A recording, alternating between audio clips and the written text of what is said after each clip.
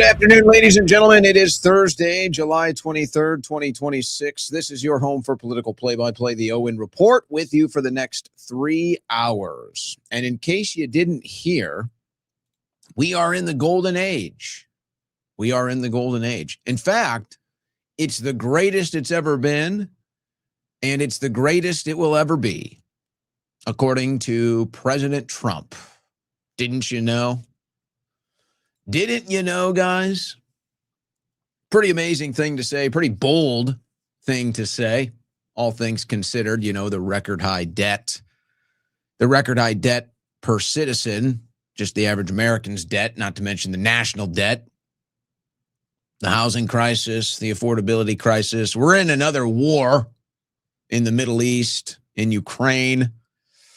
The Pentagon's begging for more money because these wars have broke it. It's the golden age. It is as good as it's ever going to be. Well, I'll say this. We did a hell of a job hosting the World Cup. We definitely did that. All right, well, the polling is not good if you're President Trump. And the Republicans are starting to look at that and wonder what they need to do in order to win an election. And I think that there really isn't a party movement. I think that Republicans are starting to realize there isn't really a party movement. You cannot rely on being a Republican to win an election in 2026. You have to find other ways. So that might be going against Trump on certain issues like the war in Iran. That might mean increasing your ground game and thinking local, not really relying on GOP big bucks. And this vote with the NDAA is kind of the first test of that. Now, I'm going to tell you the Republicans that voted against it. There's not too many surprises yet. It gets to the Senate. Now, what we explained yesterday is still true, but we're going to review it again today with the names of the Republicans that voted against it, and then some of the response in Washington, D.C. to this news. Now, there's other action happening right now in Washington, D.C. that we're going to look at. There's a ton of news on the Iran war front, unfortunately. A lot of that. And I guess you would consider the price per barrel part of that news, which is up over $100. Now, we've been here before during this Iran war. It's gone back down, but it's back up today. It's back up. So we're going to look at all of this news. We're going to try to put it all together for you today. We've got some AI news. Another AI breaks out of the arena, goes rogue. We're going to be looking at that. But Mark Zuckerberg, he's taking a different approach to AI. He sees all the negativity. He sees all the concerns. And Mark Zuckerberg wants to take a different approach when it comes to AI and marketing. Got a couple interesting trials. The White House has an update on the Tate brothers extradition. We'll talk about that. The woman that said a naughty word, Shiloh Hendricks, they're in day number 4 of her naughty word trial. Hey, guys, I have to tell you, I forgot to bring this up a second ago. We were talking about gas prices. Have you guys ever heard of Freedom Fuel? Freedom Fuel. Now, if you're in Pennsylvania or the Philadelphia area, you might know of this. Freedom Fuel. How did I miss this one? It's kind of like the Trump accounts, I guess. Maybe. I'm not sure, actually. Nobody seems to really be sure. But Freedom Fuel, powered by Trump, guys. Now, you're missing out. I'm missing out. Apparently, there's money here to market this stuff. So, yeah, we got a weird thing about Freedom Fuel today. I don't know how we missed this one, guys. Freedom Fuel, Trump and Freedom Fuel. We're going to be looking at that. Don Lemon, now Don Lemon is talking to Hunter Biden about the gay mafia in Washington, D.C. Now, I was a little confused, I have to tell you, that Don Lemon has to ask Hunter Biden about the gay community in Washington, D.C. That thing's like it. That's right up Don Lemon's alley. No pun intended. But that's Don Lemon's master stroke. Still no pun intended. But he's asking Hunter Biden about this. Okay. That's where we're at, guys. That's where we're at. And then the Fishback campaign back in the news today for an odd reason, a reason nobody could have predicted. So we'll look at that. A lot of stuff. Nurses warning about vaccines.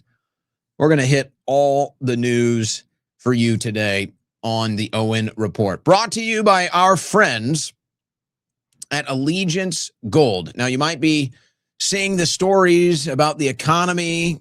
You know, we had a caller yesterday talking about the economy. What are you going to do? What are you going to do right now? Times of uncertainty, economic uncertainty. Well, you're probably thinking about gold. You're probably thinking about silver. You're seeing it in the news every day. Maybe it's time you're thinking to make a move. But you've got questions. You've got concerns, as you should. That's where Allegiance Gold comes into play. All you got to do is give them a phone call. The phone call is free, and they will address all your concerns. 844-790-9191. 844-790-9191. There's a reason why Allegiance Gold has an A-plus review with the Better Business Bureau, because they make sure their clients are confident and well understood of the decisions that you're making. And here's the deal. When you give them a call, make sure you bring this up. $5,000 in free gold and silver with qualified investments. You heard that right. $5,000 in free gold and silver with qualified investments, whether through your 401k, IRA, or savings. They make it simple to move into something real before the next reset, which we're all getting a little more concerned about being right around the corner. So give them a call. Any questions, any concerns? If you're ready to make a decision, 844-790-9191, or go to protectwithowen.com. That's protectwithowen.com. Protect your wealth, because no one else will.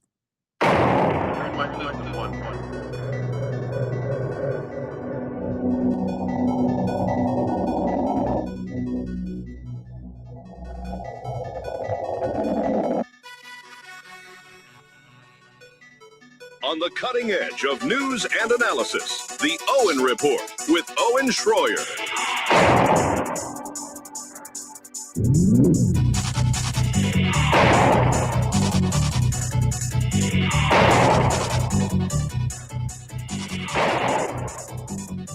All right, who's coming in hot?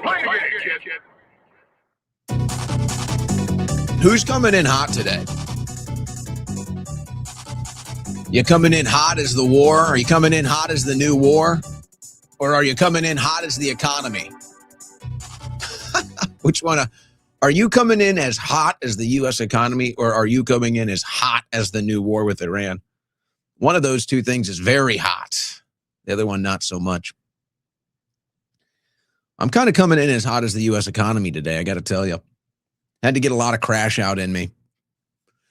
Had to get a little extra crash out energy in me to do today's show, because I'm just confused.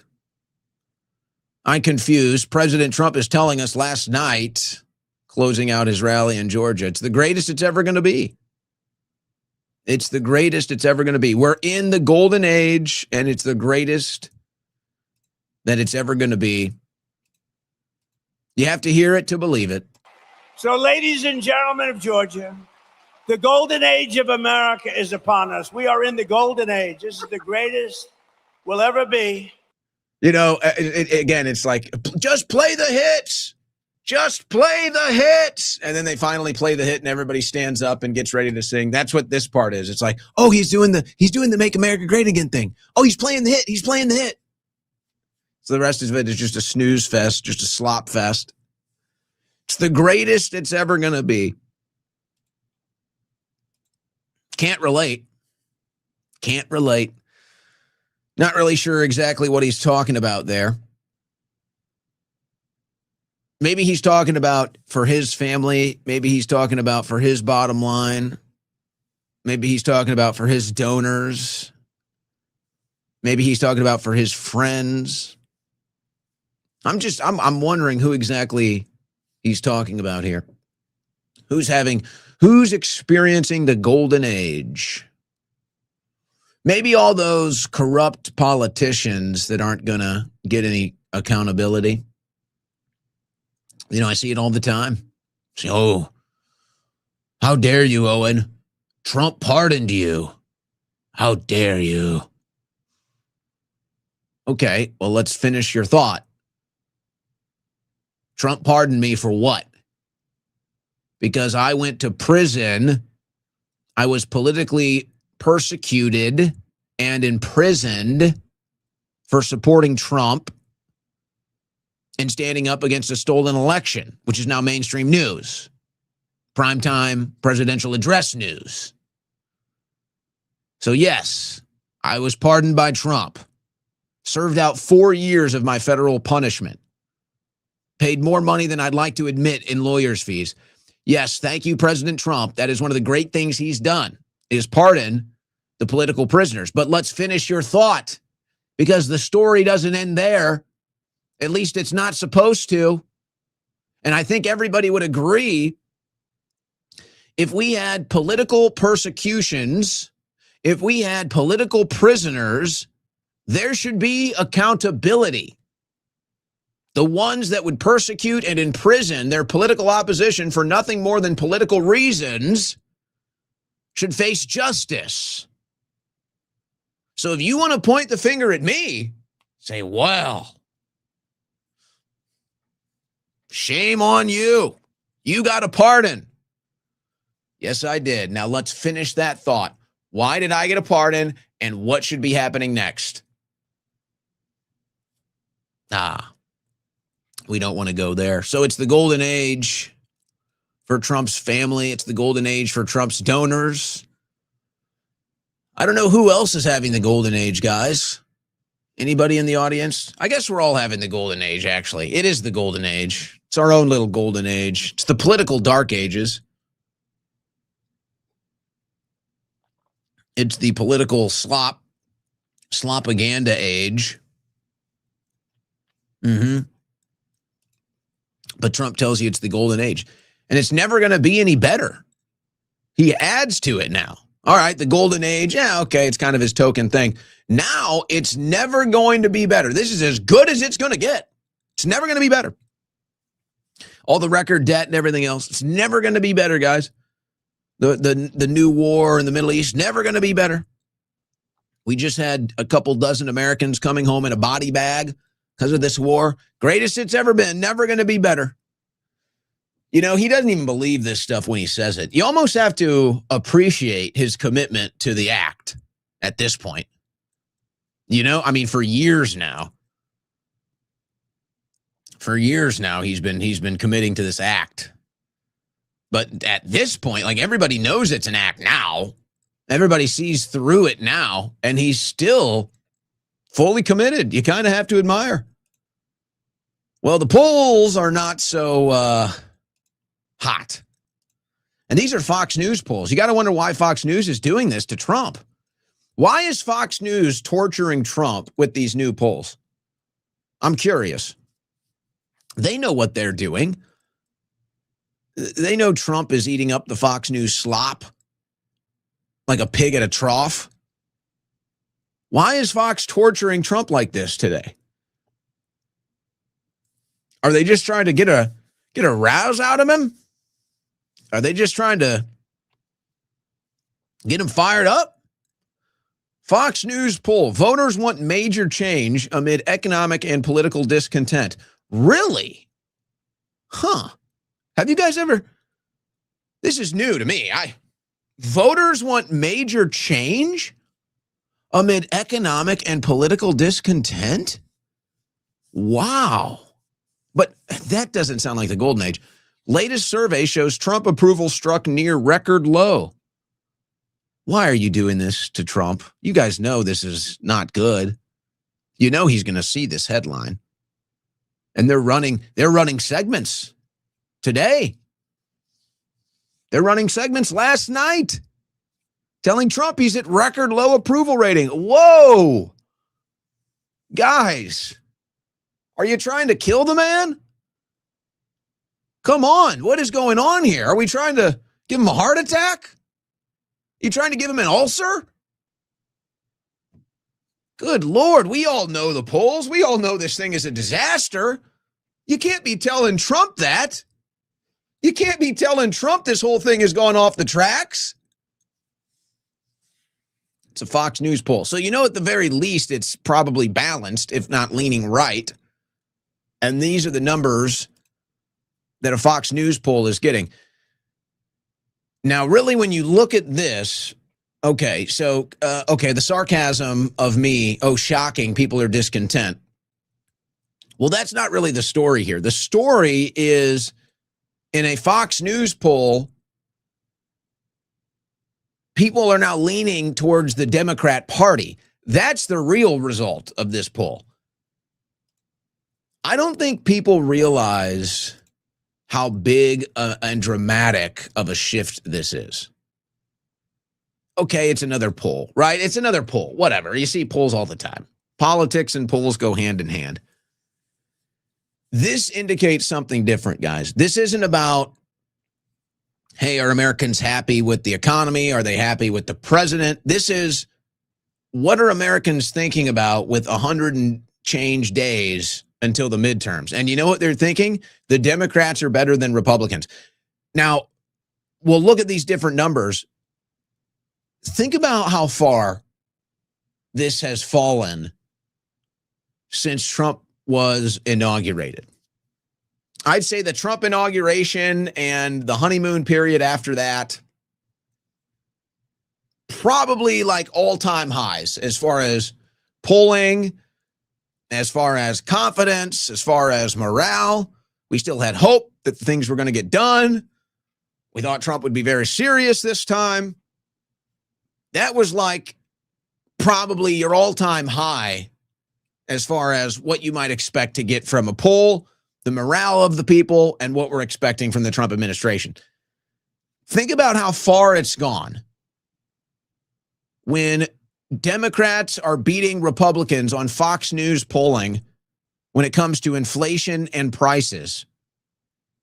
So the question asked, which political party would better handle top issues? Which political party would better handle top issues? 54% of people polled on a Fox News poll said Democrats are better on inflation and prices.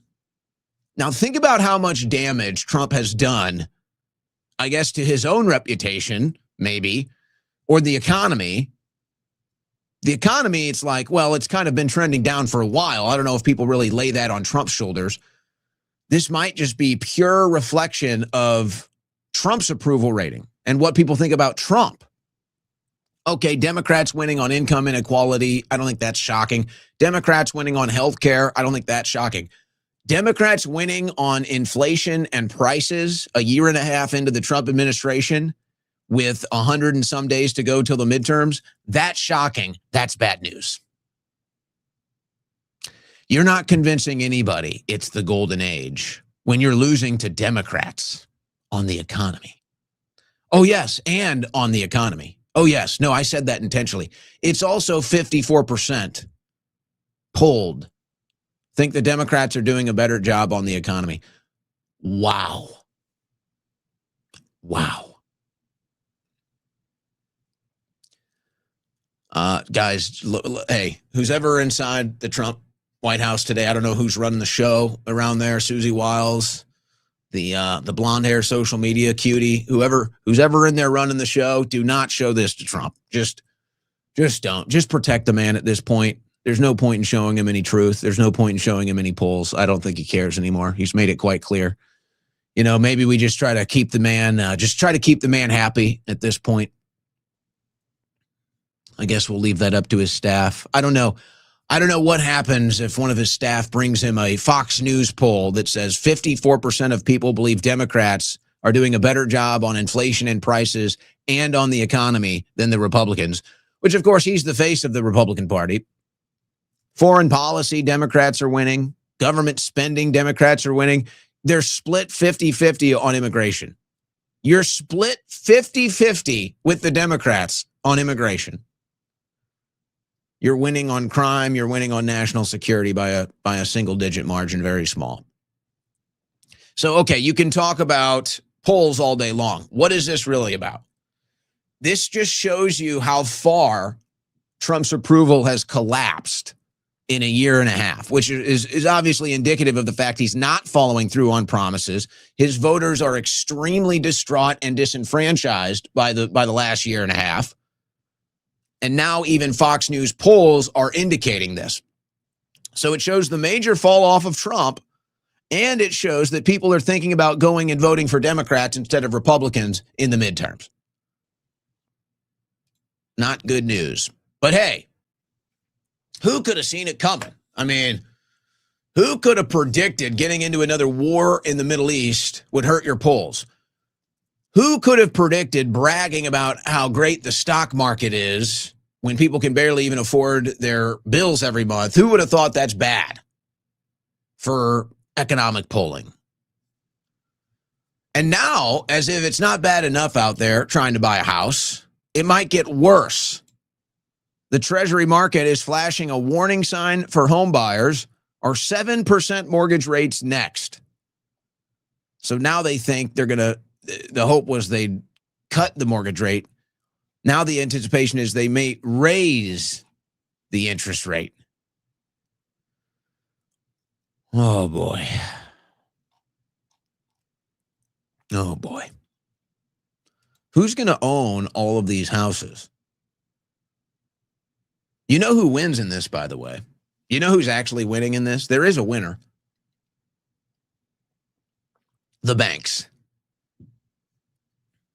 The banks. That's who wins. The actual homeowners, if you're trying to resell a home, you're getting crushed. These interest rates are crushing you if you own a home because you're not going to be able to sell. Nobody wants to get in at 7%. So homeowners, you're losing your value. The people that are trying to purchase a home, their budget isn't changing. Whatever it is that they can afford, whether it's through rent or a mortgage payment, that's where they're at. That number can't change. So the higher the interest rate goes up, the lower the property value, the lower the person is willing to pay on a home. So everybody's losing on this deal. The banks are winning. The banks seem to always win. And when they lose, they get bailed out. This whole mess is because of the banks, quite frankly. But what are you going to do? They can't make up for all their losses. Foreclosures on the rise nationwide. Data shows Florida had the most yearly foreclosures per zip code. Now, a lot of that could have been illegal aliens because under the Biden administration, there were all kinds of help you could get, let's say, if you're here illegally on purchasing a home. And who doesn't want to live in Florida, right? I mean, hell, if you can get that kind of benefit, why not? Foreclosures on the rise nationwide, guys. So they have to raise the interest rates because nobody can afford their payments. The bubble's about to burst. So now people that want to try to get into the buying market have to pay the price. It's the golden age. It's the best it'll ever be. That's a good one. I didn't know Trump was doing stand-up comedy last night. And maybe he was doing it again today. Trump was at the EPA headquarters in Washington, D.C. Now, he did take questions from the press. The speech was about data centers and energy consumption. And the Trump administration is committing, and you had Caroline Leavitt open her press conference with this. Trump was speaking on this today. We'll see how serious the commitment is. I hope they're serious. I hope they can follow through here. But the Trump administration is committing to the American people that all these new data centers will be building their own source for energy. So however that needs to be done. Now, I'm not so sure it's going to be that simple. My guess is the people building these data centers, they're going to be asked to have the burden of the energy costs. They're going to make a plea to the government for some sort of benefit or subsidy. That is almost inevitably how this is going to go. Now, if you take the administration's desperation seriously when it comes to the data centers, because Trump is selling it again today, we have to beat China. Whoever has the most data centers wins. This is the pitch. It's a data center race against China. Again, the real race is nuclear, okay? And we're not even on the board. America is not even in the game when it comes to nuclear energy right now. It's pathetic. But getting back to the data centers. So if the administration is serious about these data centers, then whoever owns or whoever is operating these data centers, who's ever building these data centers, they're going to go back to the White House and they're going to say, well, guess what? We can't build these data centers because we can't afford to power them ourselves. So what is going to happen? They're going to start giving them tax breaks. They're going to start giving them subsidies. They might even just start cutting them checks. So the whole thing is going to end up being one big giant boondoggle. Now, I guess maybe there's a benefit here. If it ends up being building nuclear power plants, maybe we'll get something out of it. But they really don't have a plan. It's like everything else with this administration. It's a press release. It's a press conference. It's a headline. And there's no real nuts and bolts. There's no real mechanics. There's no real plan. There's just announce an idea, pretend it's a real thing, and then move about.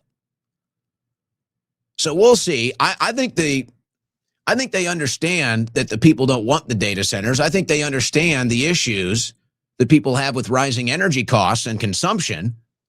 I just don't think they have a serious plan to address it past a press conference. But that's what President Trump is saying today.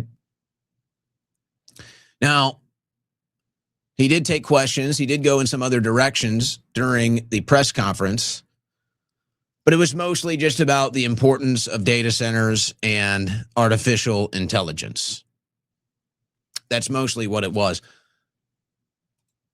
But if you watched through when he starts taking questions from the press, he starts bragging about how great the stock market is. That's an immediate turnoff for most Americans. Most Americans are not in the stock market. Like, here's an example. You want to understand why the stock market hype is a nothing burger for the average American? Let me explain why. Remember just a week ago, or maybe it was 2 weeks ago now, in Groundhog Day, it's hard to keep track of time. When I'm in this chair in Groundhog Day, I can't really keep track of time. That's why I have to say the date. That's why I have this big clock over here to my left. It's like, okay, there is a real time. There is a static time, even though it's Groundhog's Day. I swear, time is still moving forward. It just feels like Groundhog's Day. This is why the stock market is a nothing burger for the average American. Trump comes out and says, hey, I'll give you insider trading information for $100,000 annually. So if somebody's willing to pay $100,000 a month, I think it's a month or a year, I don't remember. Either way, you're not paying for it. I'm not paying for it. We don't have $100,000 laying around to get insider trading information. What type of person has $100,000 that they're willing to pay for insider trading? It's the type of person that is playing with multi-millions in the stock market. The only way you're making that type of money is if you have millions and millions of dollars to play with in the stock market. Well, guess what? 95% of Americans don't. And that might be a low number, but we'll go with 95% confidently don't have that type of cash in the stock market. So, you might, maybe you're able to get into the stock market. Maybe you're able to get a 5%, 10% return annually with a plan you've got. Maybe you dabble a little bit. Maybe you're even able to do 20, 30%. But you're playing with nothing compared to these guys. You're not making life-changing money. You're not making a mortgage payment every day. in the stock market. No, that's the type of people that have $100,000 to give President Trump for insider trading information. That's what that is. So when Trump goes out there, he's speaking to the average American. He's speaking to the everyday Joe. And he's saying, look at how great the stock market is.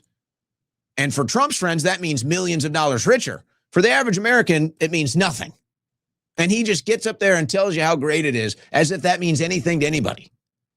So he's bragging about the stock market. Then he's doing the whole war comparison act. He took it to the actual press conference now.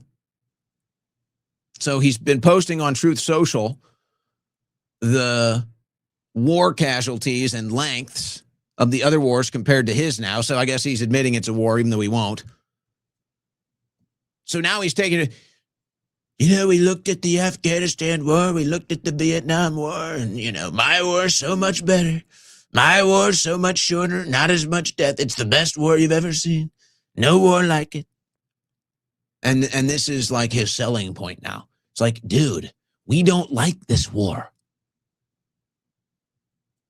Like, it could be 1 dead, and we still don't like this war. Honestly, it could be 0 dead, and we still don't like this war. But it's not. It's over 20 dead now, and I don't even think we're getting the real numbers. It's so hard now to try to determine the thought process behind this. It's just like, it's beyond read the room. It's well beyond tone deaf. It's like, what in the hell are you even thinking? Who are you selling this to? What is your goal? You think you're going to convince people that this war is good? You think you're going to convince people that your war that you promised you wouldn't get started is better than the other wars? Is that the play here? Is that how you think this is going to go? You're just going to keep doing that? Because it's not going to change anything. And then to see it published like, hey, 20 dead Americans, not that bad. Like, dude, fuck you. And then he gets up there and he says it. It's like, hey, this is beyond read the room. It's like laughing at a funeral to an inside joke to yourself. Don't show him those Fox News polls, guys. Don't do it. Don't do it. So let's see if the commitment is serious, though. Let's hope. I don't think they have a plan. I didn't hear a plan expressed. I heard an idea, a concept. Trump expanding consumer protections for data center power costs. The president said today he will expand his plan. He will expand his plan, guys. What plan? To hold data centers accountable for their use of electricity instead of passing on the cost to consumers. So that plan hasn't happened yet because the consumers are paying the cost. So he's going to expand his plan that has done nothing. So we're expanding 0. They're trying to extract a value from 0. We're going to expand on 0, guys. He's got the ratepayer protection pledge. It's a pledge. It's making a pledge. Kind of like the pledge to no new wars. Kind of like the pledge to not take the lobbyists' money. You remember all those pledges. So pledges mean nothing from this man. But it demands that data center developers pay utility costs as construction spikes across the country. Well, yeah, no kidding. You mean the people that are buying the stuff have to pay for it? Wow. Whoa. Trump announces people that are buying and using services must pay for them. It's his pledge. Whoa. Oh. You mean like the rest of us? Whoa. It's the golden age. And so now the Republicans are jumping on board. You've got U.S. Senator Katie Britt and others. They're going around. They're doing the local news hits. They're doing the national news hits. They're telling you data centers are critical. U.S. Senator Katie Britt says data centers are critical to maintaining our economic edge over China. Oh, our economic edge over China. These people think you're stupid. Our economic edge over China is that we consume all the goods China makes. It has nothing to do with data centers. And now we're losing our edge on energy because China is building nuclear plants faster than we can build data centers. And maybe China's just smarter than us at the end of the day. Maybe they're onto something with the data centers. But China is building the source of power. In other words, China's building the foundation for the data centers before they build the data centers. We're just throwing up a bunch of data centers, overwhelming our power grid, and asking Americans to pay for it. Or maybe the whole data center China thing is just a lie. And maybe they're just building a surveillance state here. Or maybe there's some larger plan to turn the United States into a artificial intelligence surveillance state data center. Maybe we're just going to be that data center for the whole world's surveillance state. All right, Trump is back at it, the saber rattling with Iran. Trump close to decision on massive attack on Iran. This is what he told Axios. In an exclusive interview, he told Axios, I am considering a massive attack, bigger than ever before. I am close to making a decision. We are all set for it. So it's Groundhog Day again. You know, Trump is in a position, he's put himself in kind of a rock and a hard place, in between a rock and a hard place here, because he can't get this deal done with Iran. It's pretty clear now that it's Trump that wants the deal with Iran. So all that talk of Iran wants to deal, Iran wants to deal. So clearly it's Trump. Trump wants the deal. Iran doesn't want the deal. Trump wants the deal. He can't get the deal. And that angers him. You know, it's like a kid that can't get the toy that he wants. So he throws a temper tantrum. So Trump can't get the deal. So when Trump can't get the deal, he tells Iran he's going to obliterate them. He tells Iran, you know, he's basically saying, I'm going to nuke you. If you don't give me this deal. And of course, this is all because Trump took money from the lobbyists. So Trump is working on behalf of the lobbyists to put Iran in a chokehold geopolitically in the Middle East. And then once that chokehold is complete, allow Israel to mount Iran, get on top of it, and take over the chokehold. So that's all it is. And, you know, whatever men and women have to die in this conflict for Israel is Trump is willing to pay that price as they sit in the World Cup skybox. So Trump wants a deal with Iran. Iran won't give him the deal. So then Trump comes out and says, I'm going to nuke you. And then Trump doesn't nuke them. So this is the same Groundhog Day, the same thing we've been watching for a year. I guess you always have to consider anything is possible. You know, maybe Trump does do a massive attack, whatever that means, bigger than we've ever seen before, whatever that means. Maybe he does another targeted attack on the Pickaxe Mountains. But see, here's the problem that Trump has right now. And I think Trump is honest when he says he doesn't care about the midterms. I think he's serious. Whatever decisions Trump is going to make as far as foreign policy, I don't think he's thinking about the midterms. Now, maybe that will change when he realizes how bad it looks. And if the Democrats get into power, they'll impeach him and might be able to actually have a legitimate case this go around. So I don't know if Trump's thinking about that. But he does know, he does have enough sense of awareness that if he does a massive attack on Iran, that it's bad for him. It's bad for him. Maybe he cares that it's bad for the Republicans, but mostly he knows what the damage will be to his reputation is. He's already viewed now by many people as a monster, perhaps illegitimately. But if he does some sort of a large-scale attack that results in mass casualties of innocent people in Iran, it's over. He'll be on the same level as Benjamin Netanyahu as far as the international community is concerned. He'll be in the same level of Netanyahu. Now, nobody's that low. Netanyahu's like at the bottom of Hades geopolitical. Netanyahu lives in geopolitical hell as far as the international world is concerned. Trump isn't quite down there yet. He's a couple, he's not so beneath the surface. But if he does something like that in Iran, that's where he'll go. That's who he'll be standing next to, isolated from the rest of humanity. So it's like he knows he can't do this big attack, but he can't get the deal with Iran. So he has to come out here and run the same Groundhog Day head fake to make it look very serious. But maybe Mike Johnson is in his ear and saying, Mr. President, this is not good for the midterms. This is not good. Mike Johnson told PBS, we're going to win decisively in the midterms. This is not a game. We are not going to turn this country into a communist experiment. Ha ha, hee hee, ho ho. That's a funny one. We're going to maintain the greatest country in the history of the world. Well, let's hope. Let's hope. We're not going to turn it into a communist experiment. You've already done that. That's already a done deal.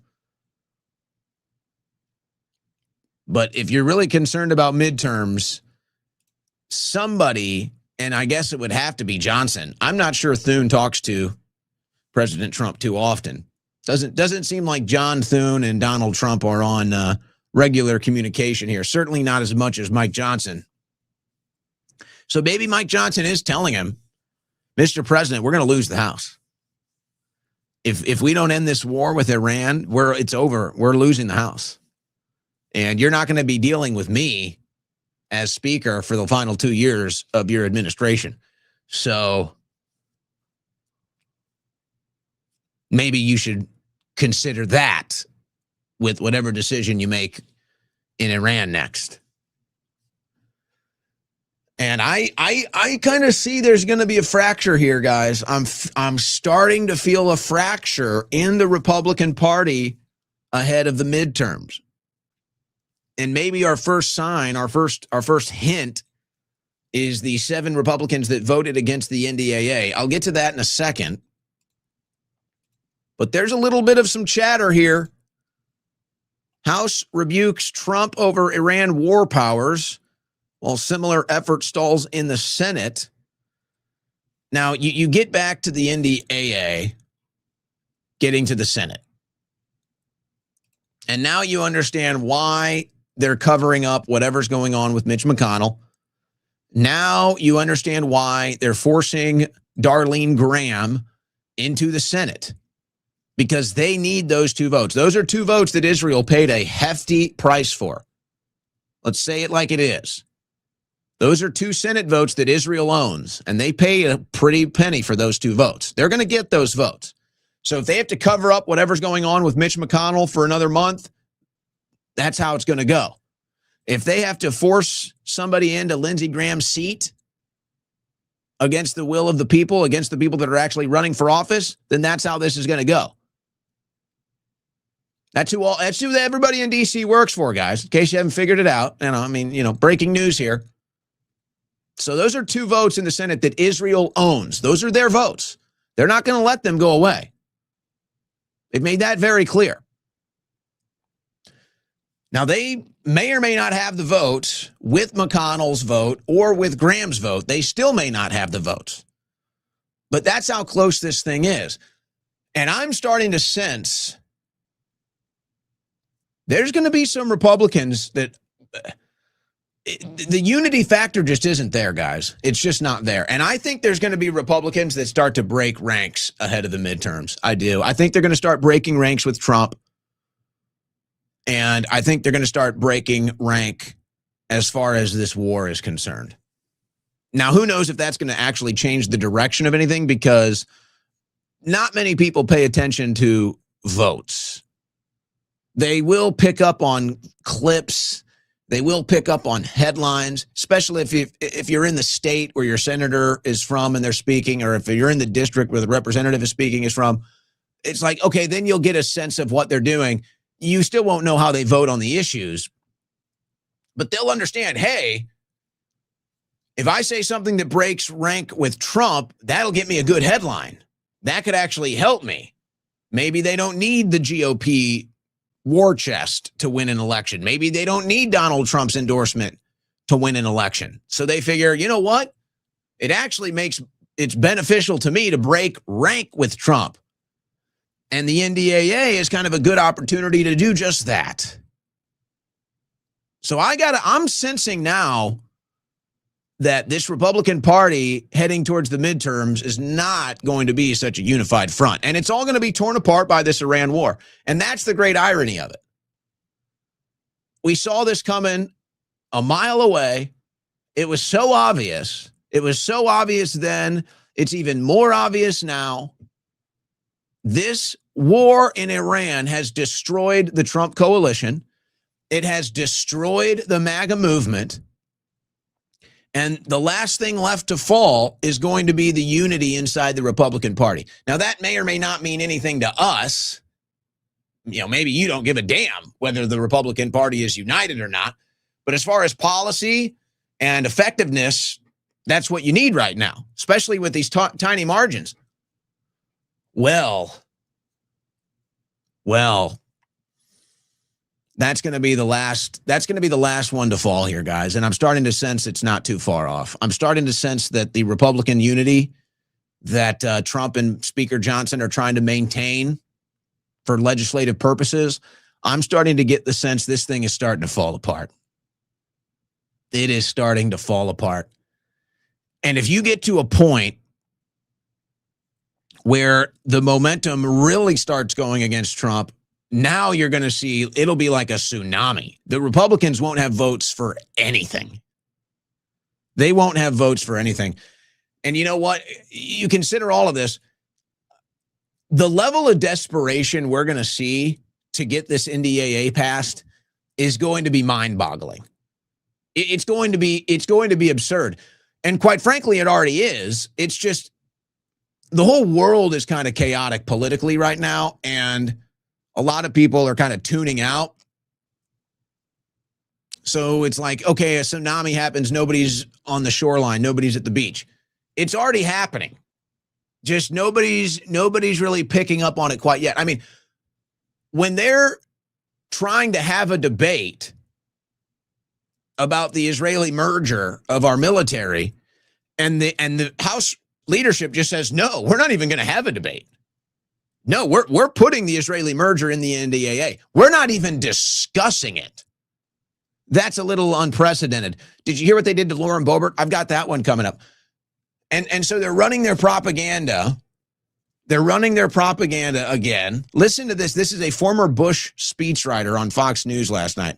I mean, guys, like the propaganda is insane that these people are willing to engage in. So listen to this. We know how to bring down regimes without boots on the ground. We help the Iranian people. Trump has been tweeting out every day now for the last several days pictures of Iranians being executed by the regime. Okay. I'm not sure where to begin with this madness, but let's start where he finishes. Trump has been tweeting out. I'm going to assume he's just misspeaking there, and he knows Trump isn't using Twitter, or that Twitter doesn't even exist anymore. So I'll assume he's talking about on Truth Social. But of course, if you assume that, you still don't know what the hell he just said. He claims every day Trump is tweeting out pictures of executed people, Iran executing people. I'm sorry, guys. Am I missing something here? Where is that happening exactly? When is that happening? Where are these videos happening? As if they wouldn't be showing those on Fox News every day? As if those videos wouldn't be getting played in our face every day, making sure everybody knows that so that they support this war? What are these people even talking about anymore? It's like, do they just make stuff up? Honestly, where do they get any of this stuff? So now they're saying, hey, we can do this regime change war without boots on the ground. We can do a regime change war without boots on the ground. It was never a war. It was never about regime change, but we can. And Trump has been tweeting out all the pictures of the Iranians being executed. What? Guys, am I losing my mind here?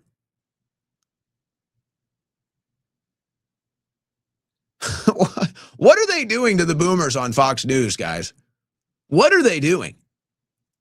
I'm sorry to get off track. I apologize. But that is just like, whoa. What in the hell? This is the propaganda they hit our boomers with, guys. This is the propaganda they've been hitting our boomers with for 30 years. For 30 years. And it's not even good. It's not even good. It's like Twilight Zone. And I've been saying this for a while, guys. I've been saying this for about a year. If you've been following my daily shows, that Fox News is worse than CNN and MSNBC now. Honestly, like if you're measuring it at usefulness as far as news is concerned, if you're measuring it at levels of propaganda, yeah, Fox News is worse now. Fox News is worse than CNN and MSNBC. So again, this isn't about politics. This isn't about the people. This is about levels of propaganda. Fox News is worse. It's just like, what is he even talking about? So he says that knowing that his boomer audience is not on Twitter or Truth Social or whatever he's talking about. So he knows he can just go up there and make it up. Say, Iran has executed 50,000 people and Trump is posting the videos every day. And the people in his audience that are getting brainwashed by this are like, oh my gosh, wow, it must be real. They don't even do news anymore, guys. They don't even do news. Like it's Fox News is literally just pure foreign policy propaganda, pure war propaganda. I shouldn't say that. They do have some good people on there. They do have some good guests on there. Some good, friends of mine go on there. So it's not that, but it's worse than CNN and MSNBC now, honestly. Directionally, the network is worse and will give you less value as far as news is concerned than CNN and MSNBC. Oh, it's actually MS Now. Actually, guys, it's MS Now. How dare I?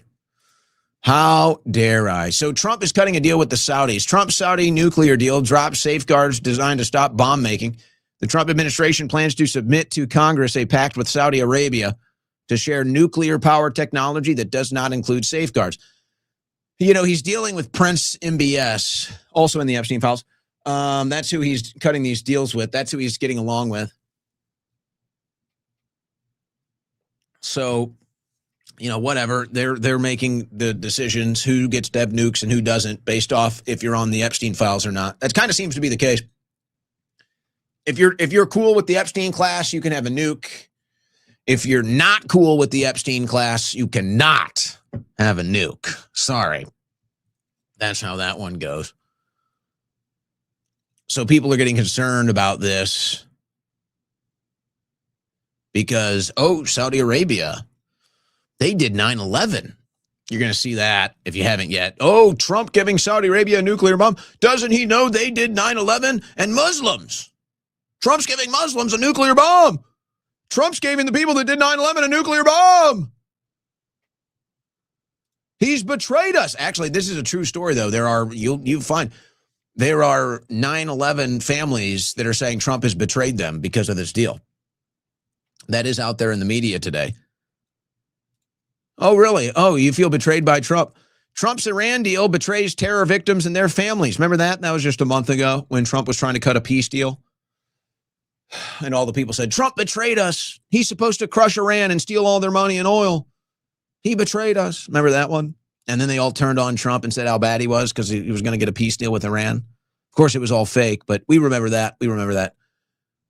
Oh, you feel betrayed by Trump.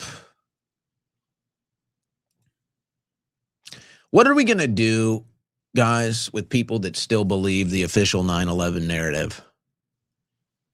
What are we going to do?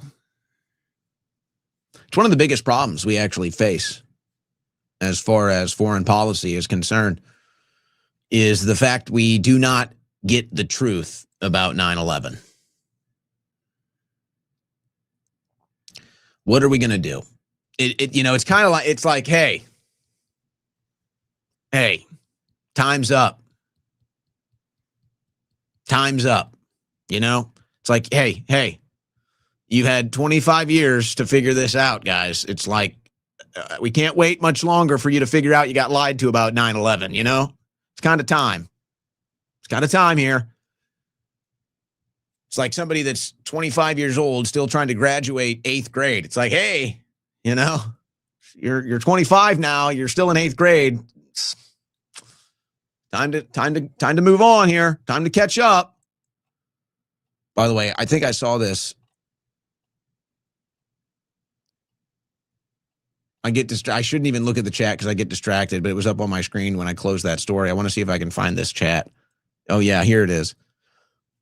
Owen never talks about the hot dog and pizza parties thrown by his favorite president, Obama. You know, Stephanie, I'm going to be nice. I'm going to be nice today. I'm a nice person. I really am. Probably the nicest person you'll ever meet, Stephanie. And I know that you're responding to this show today and making a bunch of assumptions about me, assumptions about my past news coverage. So I'm gonna say this to you very nicely, very politely. I'm sure you're a nice person. Stephanie, that's all I talked about for about a couple months when those emails came out.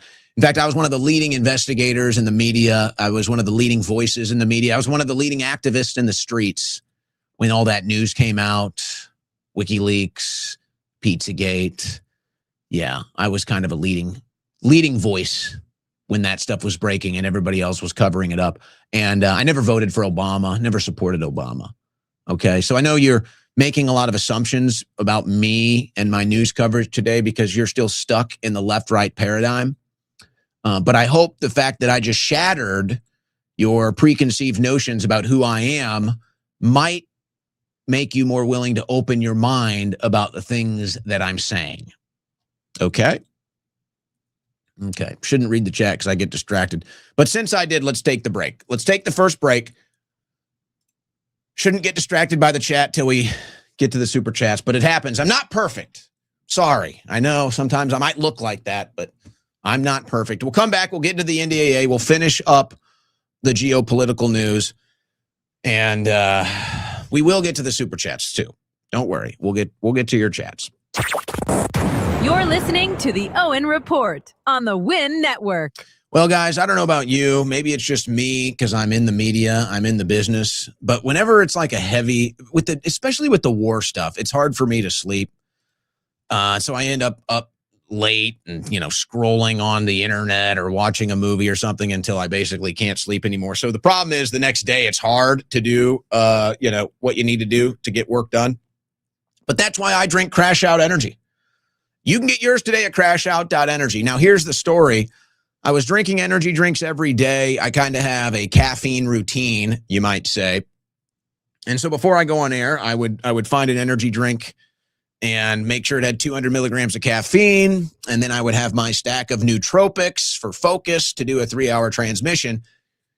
And I realized after doing this for multiple years, I said, I can't drink these energy drinks forever. These energy drinks with the bad ingredients, they're toxic. We're learning more about the negative side effects. And I said, I can't do this every day for the rest of my life.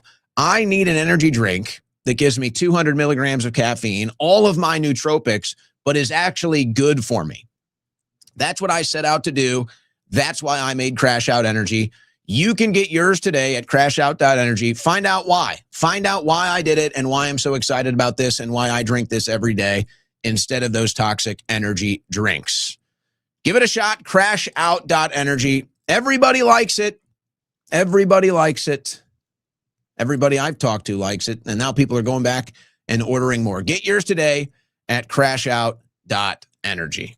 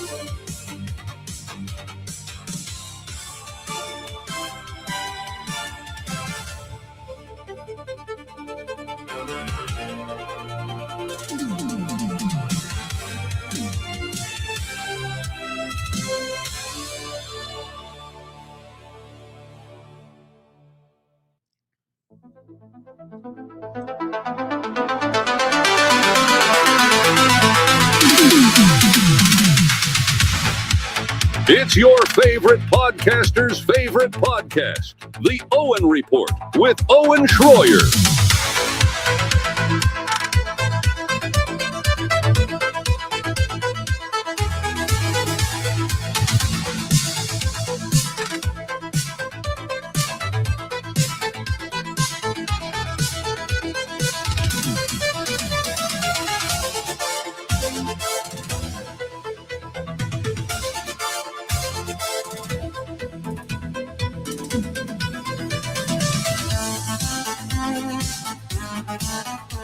You know, if we got listeners in St. Louis, my old hometown, you got a lot of listeners in St. Louis. You guys got a businessman special about to go down at Busch Stadium. Businessman special happening at Busch Stadium today. You know, I'd probably say, screw this. I'd head on down there. It's probably what I'd do. How's the weather over there? We're hot today. Look at that. We got somebody tuning in from Soulard. What's up, Soulard? Mr. Jinx, Snorby, gotta love that. Slow Burn, gotta love the St. Louis crew. I'd say I'm out, I'm done. Whatever it is you're doing, I'm done. You're working, you're following news. I'm done. I'm out. I'm going to Busch Stadium. You know what I found out, guys? I was looking at this. I was looking into something, and you might be able to figure out what it is. I'm not going to tell you, but maybe this is a little hint. I was looking into something at Busch Stadium, a place we used to hang out there at Busch that we kind of liked to meet at, called the Blackjack Bar. It was just an open bar in left field, very big open facility. Good place to meet up with friends at the game. Apparently they've shut that down and it's now a private box. You know, we just can't have anything, can we? Can we have anything anymore? That was very bad news. I have to tell you, that one hurt, guys. The fact they took the Blackjack Bar from us, like, can we get anything? Now you have to pay a premium to get up there. What a joke! What a joke. So they kind of put a snag in some plans. Yeah. All right. Get back to the news, Schroyer. What are you doing? House lawmakers vow to fight against NDAA's U.S.-Israel defense integration provision. Well, that fight failed yesterday, but the fight is not over. The 7 Republicans that voted against it, Josh Breachin, Tim Burchett, Eli Crane, Harriet Hagman, Anna Paulina Luna, Thomas Massey, and Chip Roy. Pretty strong list there. Most of those individuals have been consistently the most conservative, the most patriotic, the strongest voting records. So no surprise there. There is one name missing that you might be a little surprised about. That would be Lauren Boebert. Why is Lauren's name missing? Well, apparently they ran some sort of a distraction operation on Lauren. Don't do that to our little Lauren. Don't do that to our little Buttercup.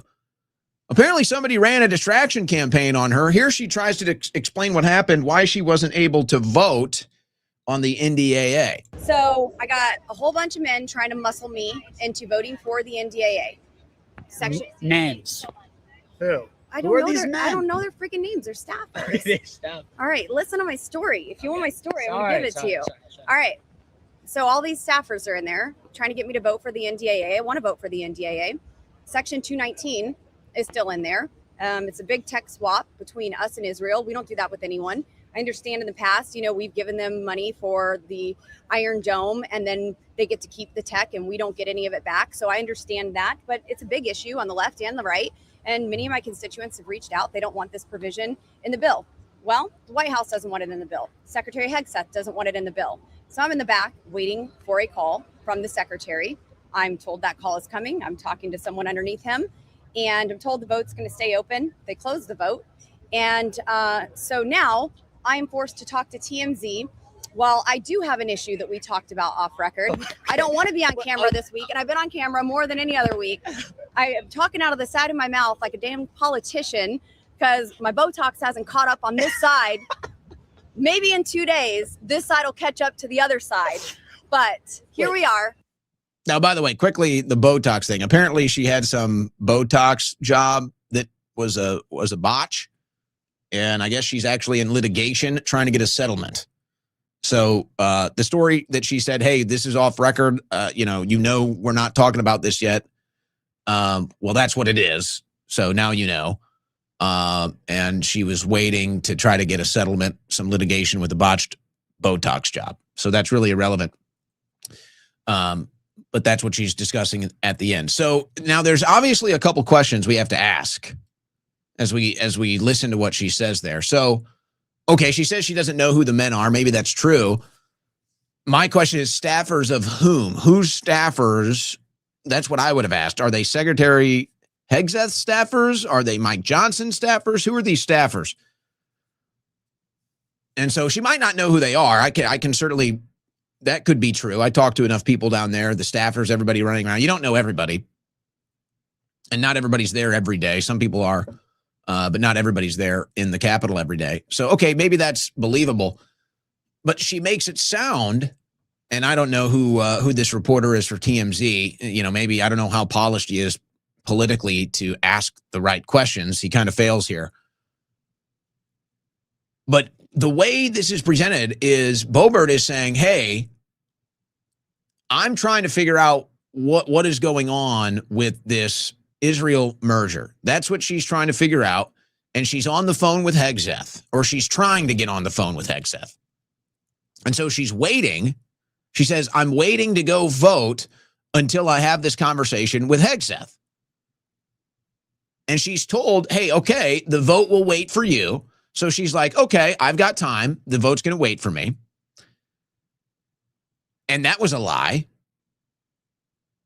But okay, so Hegseth is apparently telling her, this is what she says, that Hegseth is saying, hey, we agree.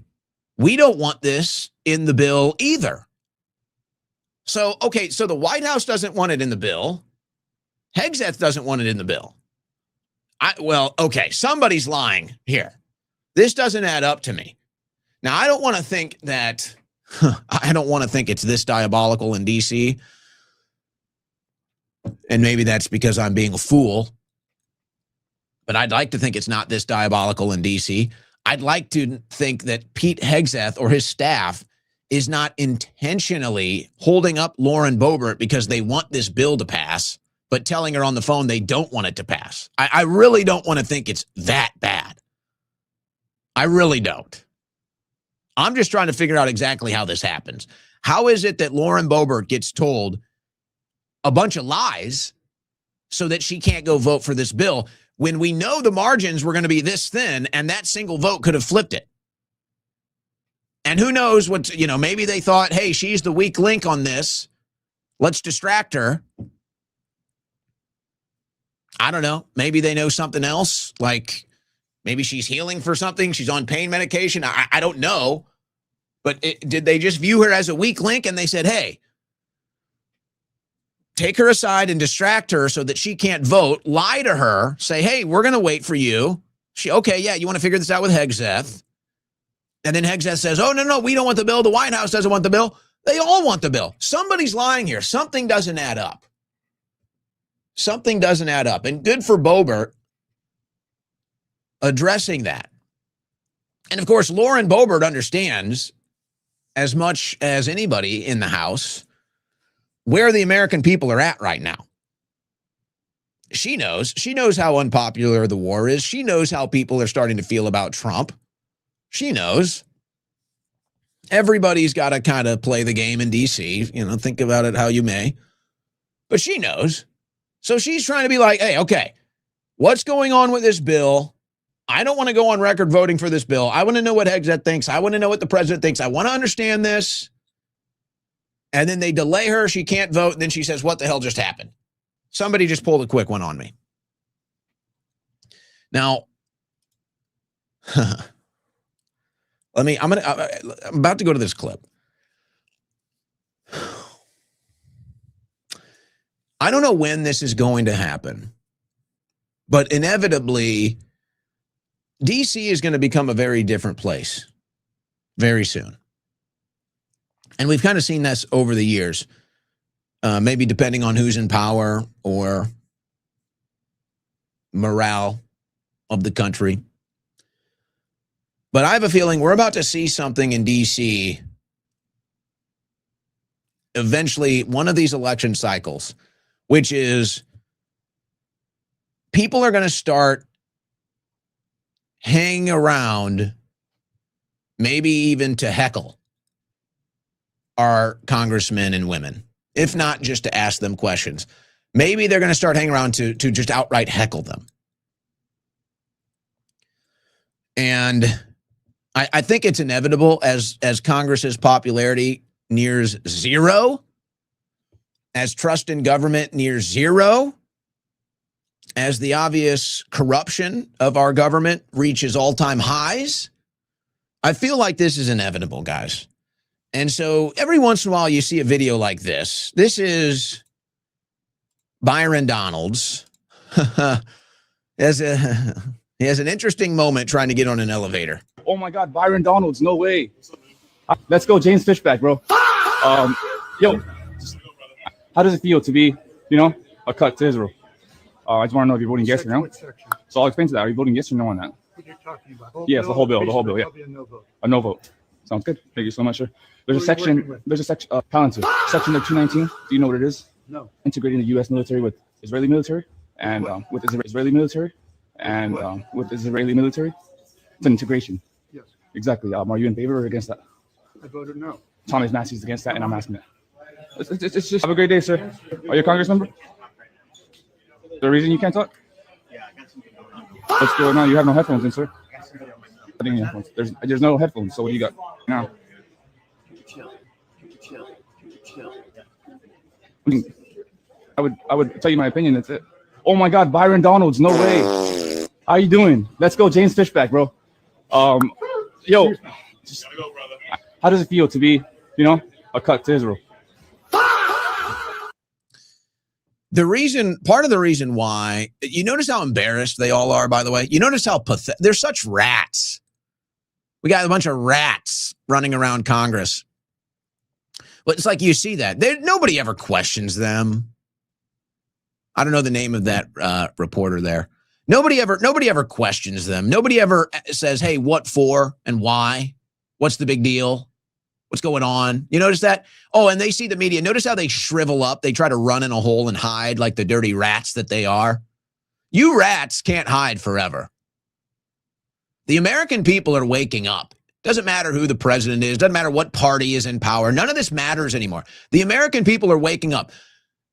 Washington, D.C. is a hive of scum and villainy and traitors. And we're sick of all of you. You're not going to be able to hide from the media forever. You're not going to be able to hide from the American people forever. The decisions that you're making in Washington, D.C. are finally starting to permeate through the consciousness of the country, and we're starting to understand why things got so corrupt. We're starting to understand just how corrupt and traitorous our members of Congress are. But see, oh yeah, maybe there's one or two journalists out there, and maybe, they're friendly with most of them, and there's not too often they get a tough question. So you see what happens when they do. They run, they hide. Oh, I'm on the phone. Oh, I can't talk. Oh, chill out, bro. Oh, the media asking me a question. Oh my God. Oh, I'm the victim. You can't do that forever.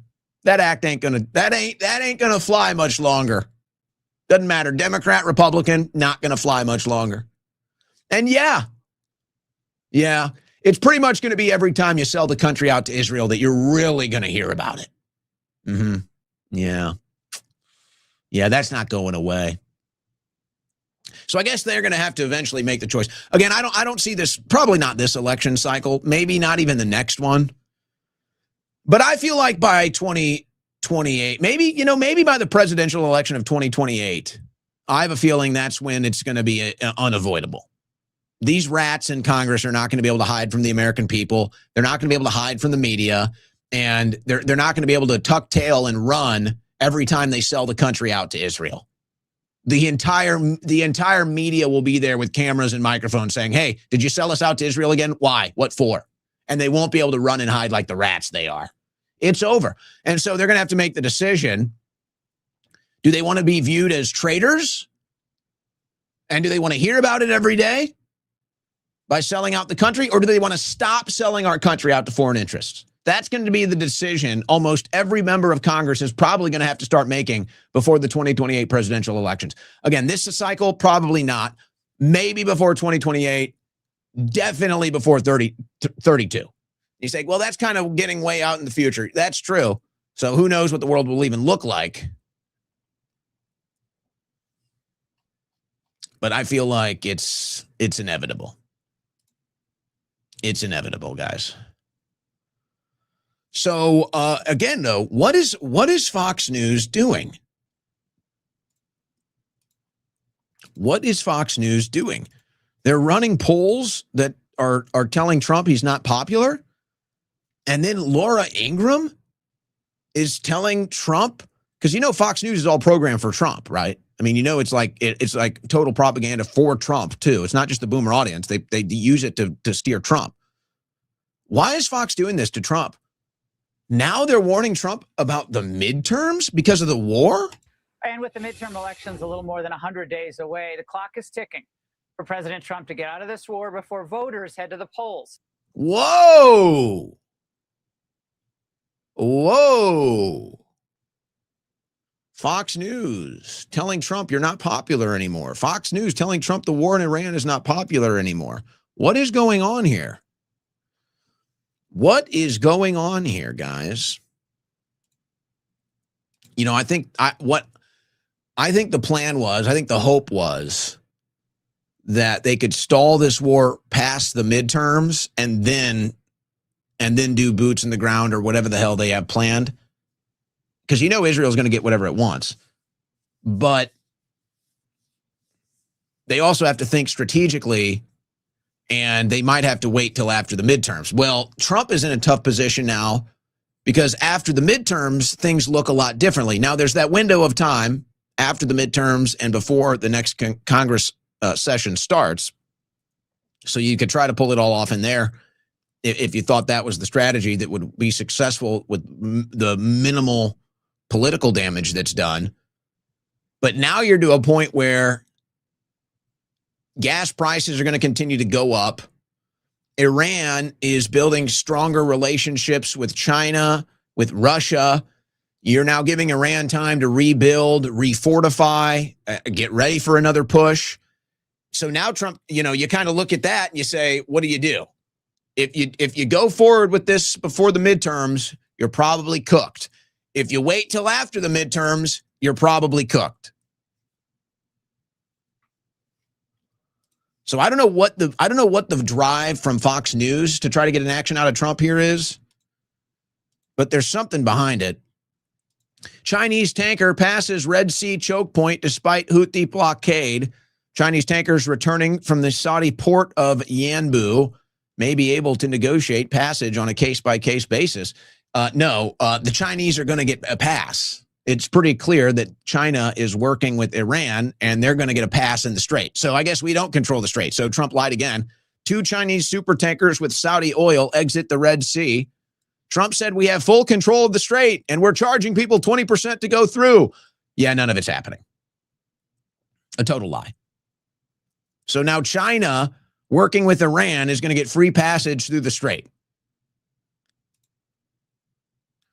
And Marco Rubio is going around. Marco Rubio said yesterday, ships are trying to go through the straits and they're getting blown up. No, they're not, Marco. The people that are working with Iran are getting their ships through the strait, no problem. It's the people that are working with us that are getting their ships blown up, which is actually even worse because Trump promised them security. Geez, has Trump been honest about anything when it comes to this war? Trump said we controlled the strait. That was a lie. Trump said we've won the war 50 times. That was a lie each time. Trump said that the ships that pass through the Strait of Hormuz will get security from the United States. That was a lie. Has Trump said anything honest about this war? Gas prices are down. Not. Oil prices leap to $100 a barrel after attacks in the Red Sea. The price of Brent crude now up 40% this month, surged after Iran's Houthi allies in Yemen claimed strikes on Saudi tankers. Well, now China is working with Saudi Arabia to get tankers through. Saudi Arabia is working with China, guys, to get their tankers through.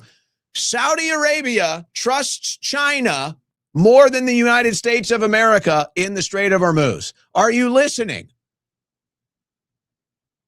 See, nobody else is going to tell you this. Nobody else is going to bring you this news. Do you realize how embarrassing this is for President Trump, guys? And maybe this has something to do with why Trump is trying to cut a deal with Saudi Arabia right now and allow them the nuclear materials. Maybe this is why.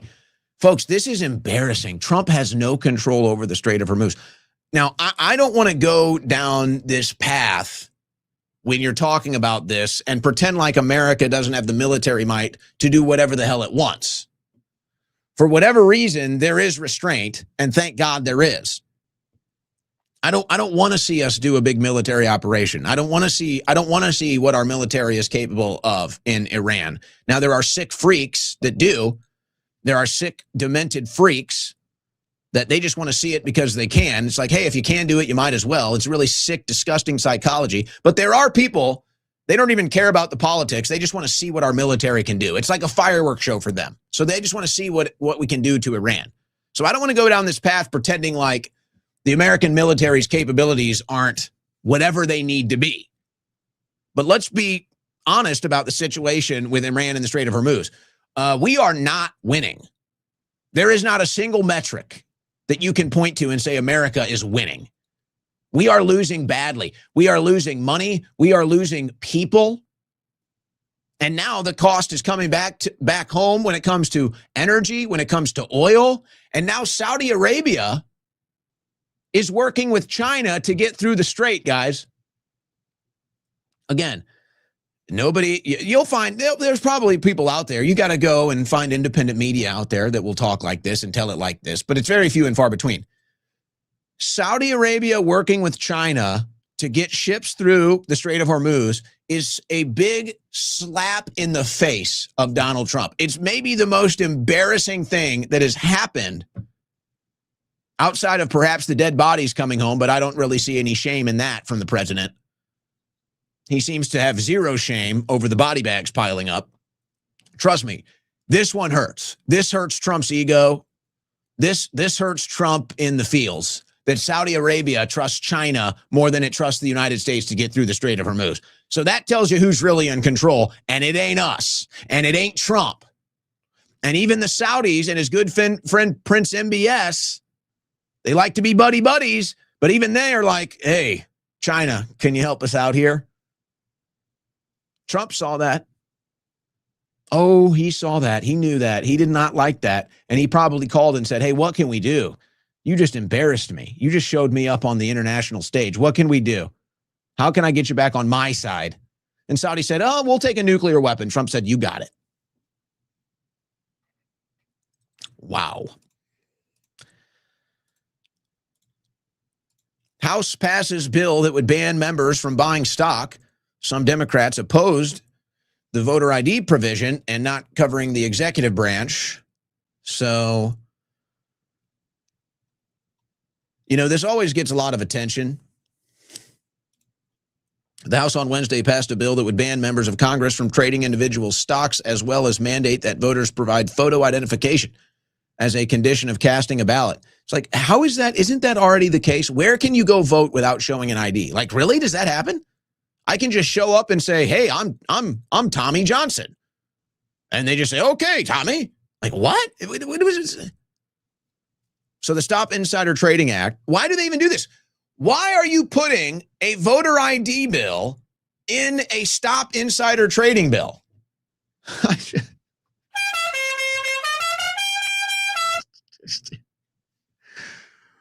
Oh my gosh, guys. Our Congress is a bunch of clowns, man. They're just a bunch of clowns. It's a bunch of rats in clown outfits. Oh, my God. All right. The Stop Insider Trading Act would prohibit members of Congress, their spouses, and their dependent children from buying new stocks.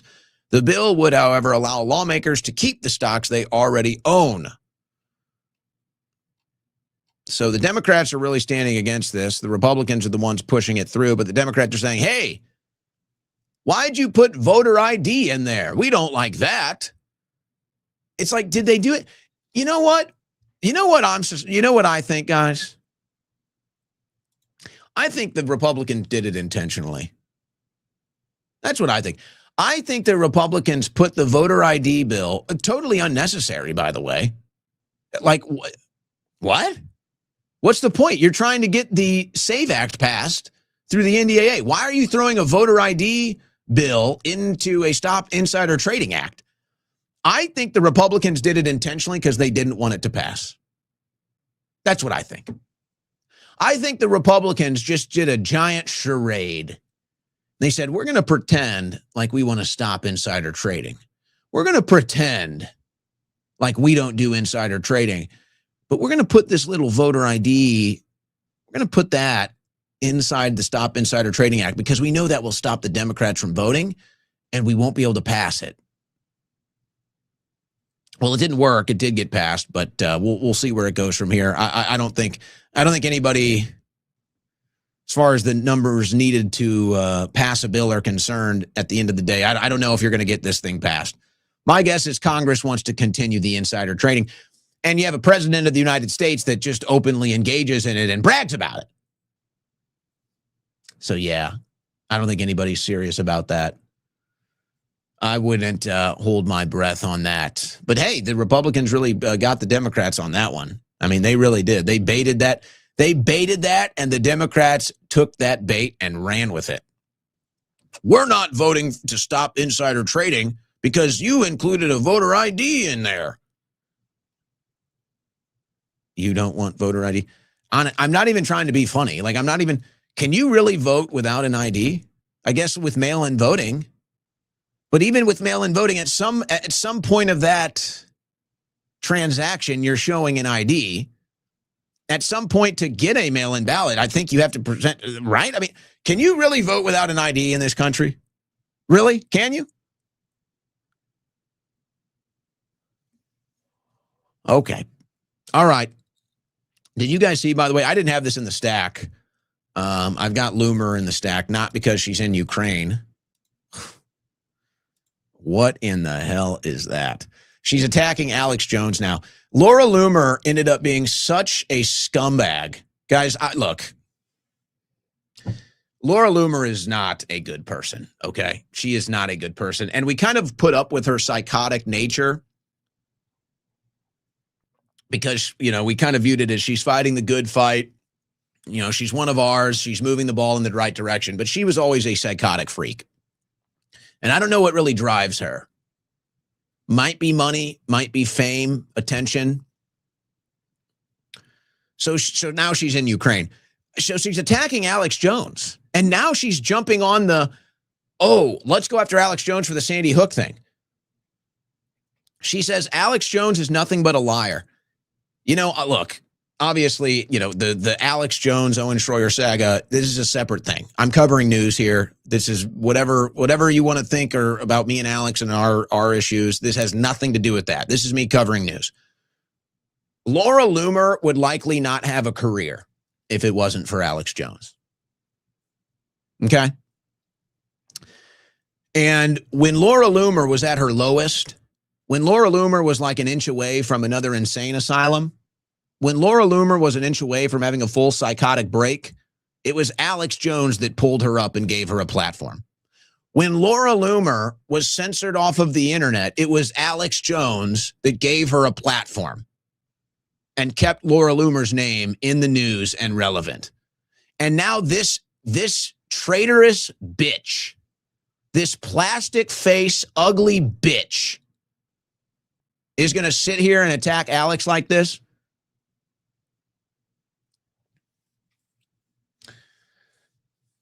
Again, like I said, this isn't about me and Alex and whatever issues that we've had. This is just about me covering the news. Okay? And then she's going to pile on and bring up the Sandy Hook thing.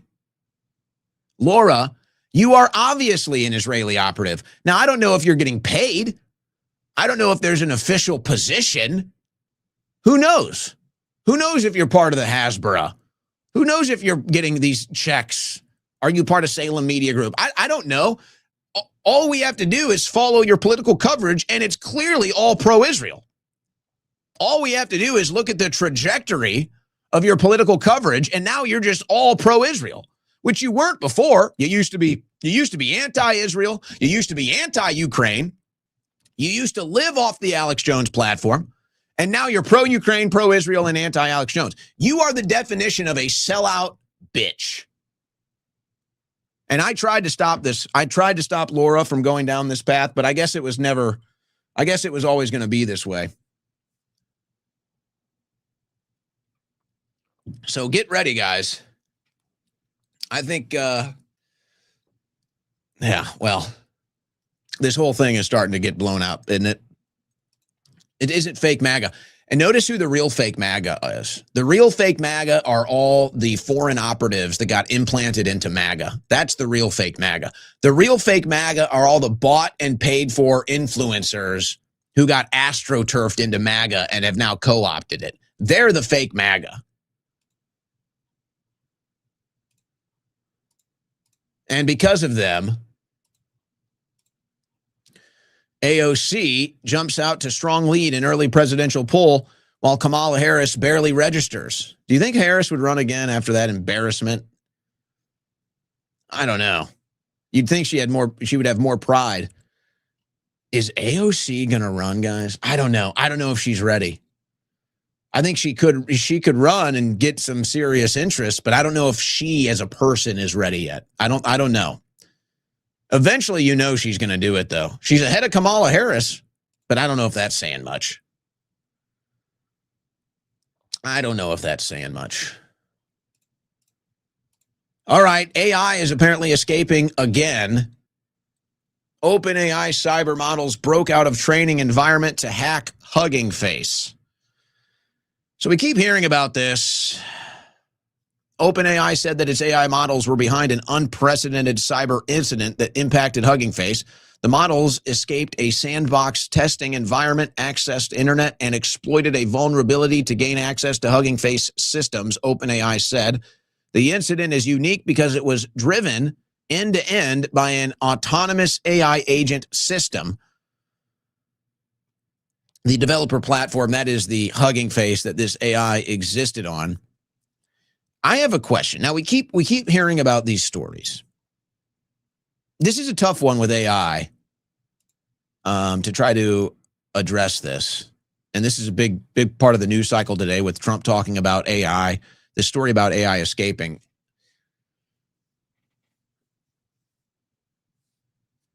I wonder how much of this is real.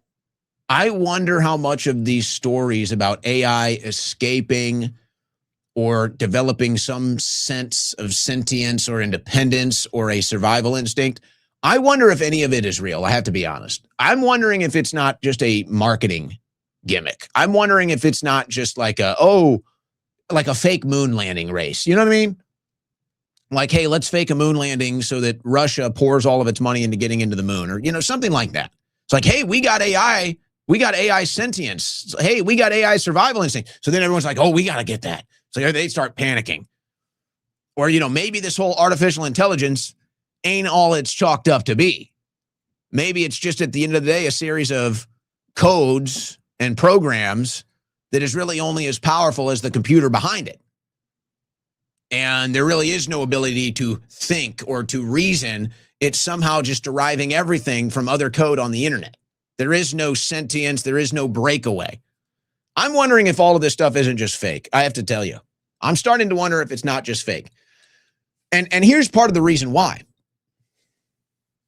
Now, maybe these people are totally psychotic, but you have to wonder.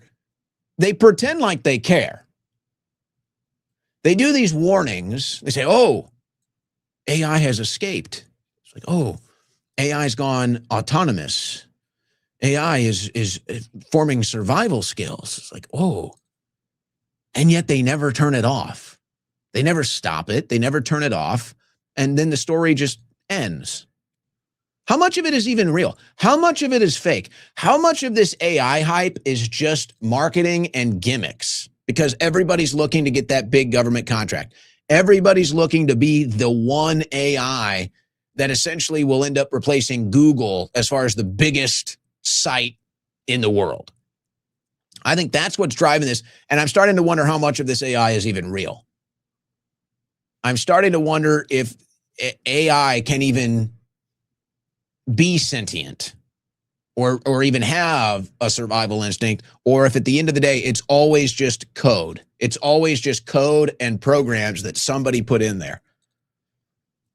How much of this is real and how much of this is fake, I wonder. And so I was watching, have you guys ever seen the movie Eagle Eye?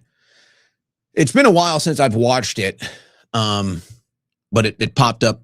It automatically played on my TV the other day, and it was kind of popping in and out. And I remembered when I watched it years ago. So I don't know if I have a full grasp on the actual story, but I seem to recall, and it kind of flashed back in my mind when I saw this scene. If you've seen the movie Eagle Eye with Shia LaBeouf, it's like the concept is an all-seeing, all-powerful AI, essentially. And it's so good that it can basically map out, if you're driving in the car, this was the scene I saw. This is what made me think of this. If you're driving in the car, the AI is so advanced that it can time out with every decision you make, and it can crunch formulas. It's basically able to reason and then create formulas and plug in data at quantum computing speeds that you can basically say, I'm going 60 miles an hour through 20 intersections, but the AI system is so efficient and so powerful, it can literally sit there and say, I know when each car is going to be at each exact inch on the road, and I can give you a fail-safe timing to get through 10 intersections. I know this is kind of a hard thing to explain. I hope it's making sense. So anyway, so I'm thinking, what is even the real purpose of AI? The Atlantic has an interesting story, and this is where it all kind of connected to me. A startling glimpse at AI's ruthless efficiency. The Hugging Face hack reveals that the web is in a vulnerable new era. Well, I'm not sure how much I buy that, but what is the purpose? What is the purpose of AI? Now, the conspiracy theory in me says this is all about turning us into a surveillance state. This is all about turning the government into an AI system and a surveillance state. And that can be true. But it's like, if we're going to use AI, what would we really want out of it? And I think if we were able to do this perfectly, guys, if we were actually able to develop a true AI with quantum computing, a master of physics, that can reason and formulate and plug in data in milliseconds at a quantum computing speed, then yes, the purpose is efficiency. The ultimate purpose of AI would be efficiency. And if you can plug it into a bunch of autonomous robots, the ultimate goal would be to have the most efficient civilization in the history of mankind. That would be the purpose of AI. AI can crunch everything we have on record. Anything AI can access, and it can reason and formulate and plug in data and say, okay, this is the most efficient way to live. Now, let's just hope it tells us not to eat bugs, okay? Right? Let's just hope that's not how it goes. No, we would want AI to say, okay, here's how you can do regenerative farming and make sure that the United States of America has more than enough cattle for every American to eat, more than enough fowl, whatever it is. Mastering farming. It will master farming and turn farming into the most efficient, productive it's ever been. That should be the purpose of AI. It can take our cities And it can say, where are the traffic points? Where is traffic big? Where is it good? What times of day? Where is traffic moving? Where is it flowing? What are the light patterns, timings? And it can take all of that data, plug it into a formula and say, boom, here's the new system. Here's the new traffic system. Here's the new roadways. Here's what you can do. Here's how you can have maximum efficiency. If you want me to do it, I'll get 10,000 autonomous robots. We'll build this in 7 days. You get rid of traffic. That's ultimately what AI should be designed to do. Turn human civilization into the most efficient it's ever been. We should be able to get more out of our farmers with it. We should be able to get more out of our energy with it. We should be able to get better results as far as traffic is concerned. These are the things, if we're trying to develop this AI and empower humanity, that's what it should be doing. Now, can you do that? I guess that's the question. Or maybe better yet, is that what the people that are designing AI, is that what its purpose is? To enhance the human experience, to make the human experience more efficient and productive, or is it to destroy and end the human experience? I guess that's the ultimate question. And is it about design, or will it decide this for itself? So Zuckerberg, though, he sees all the negative stories. He sees all the negative stories and he doesn't like it. He wants to be positive. Zuckerberg says AI should empower people, not replace them in new Meta vision. He says there's nothing to be afraid of, by the way. That was part of his delivery. There's nothing to be afraid of.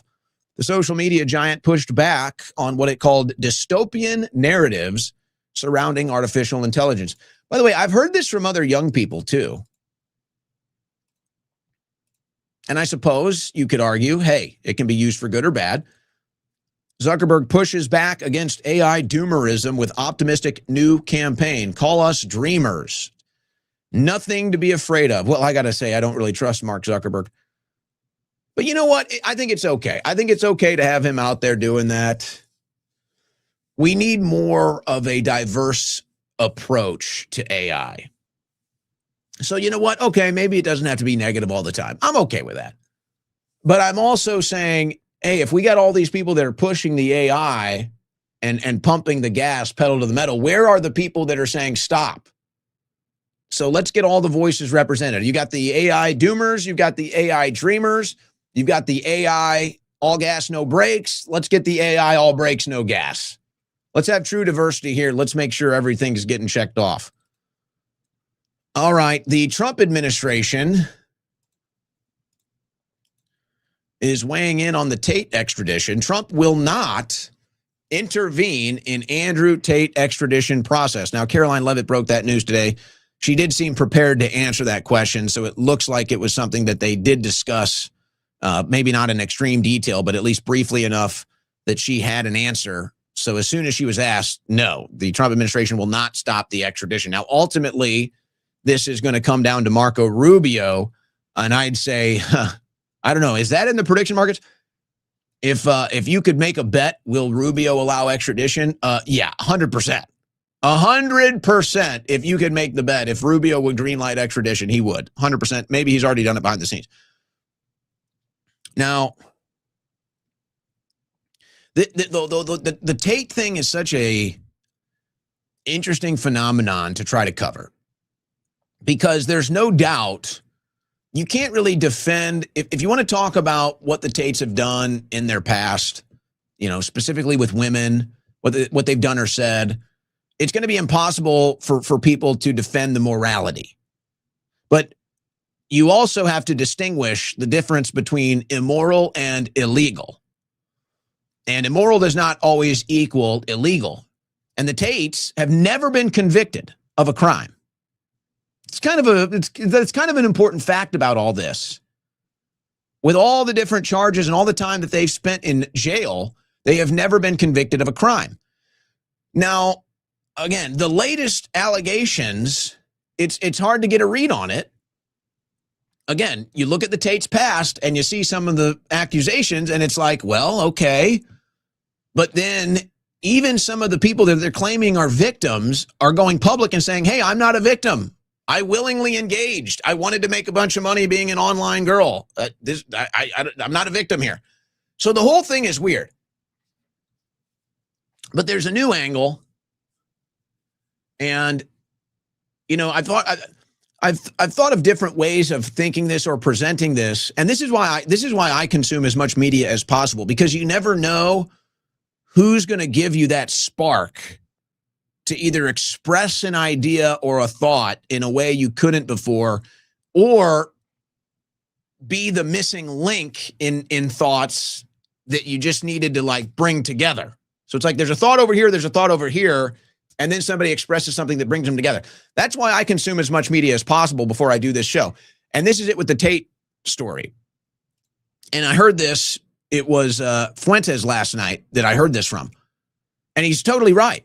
He's 100% right.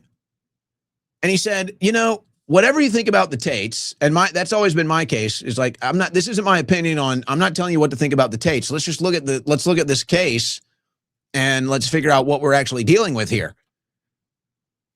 There is no protection of right-wingers under Trump. None.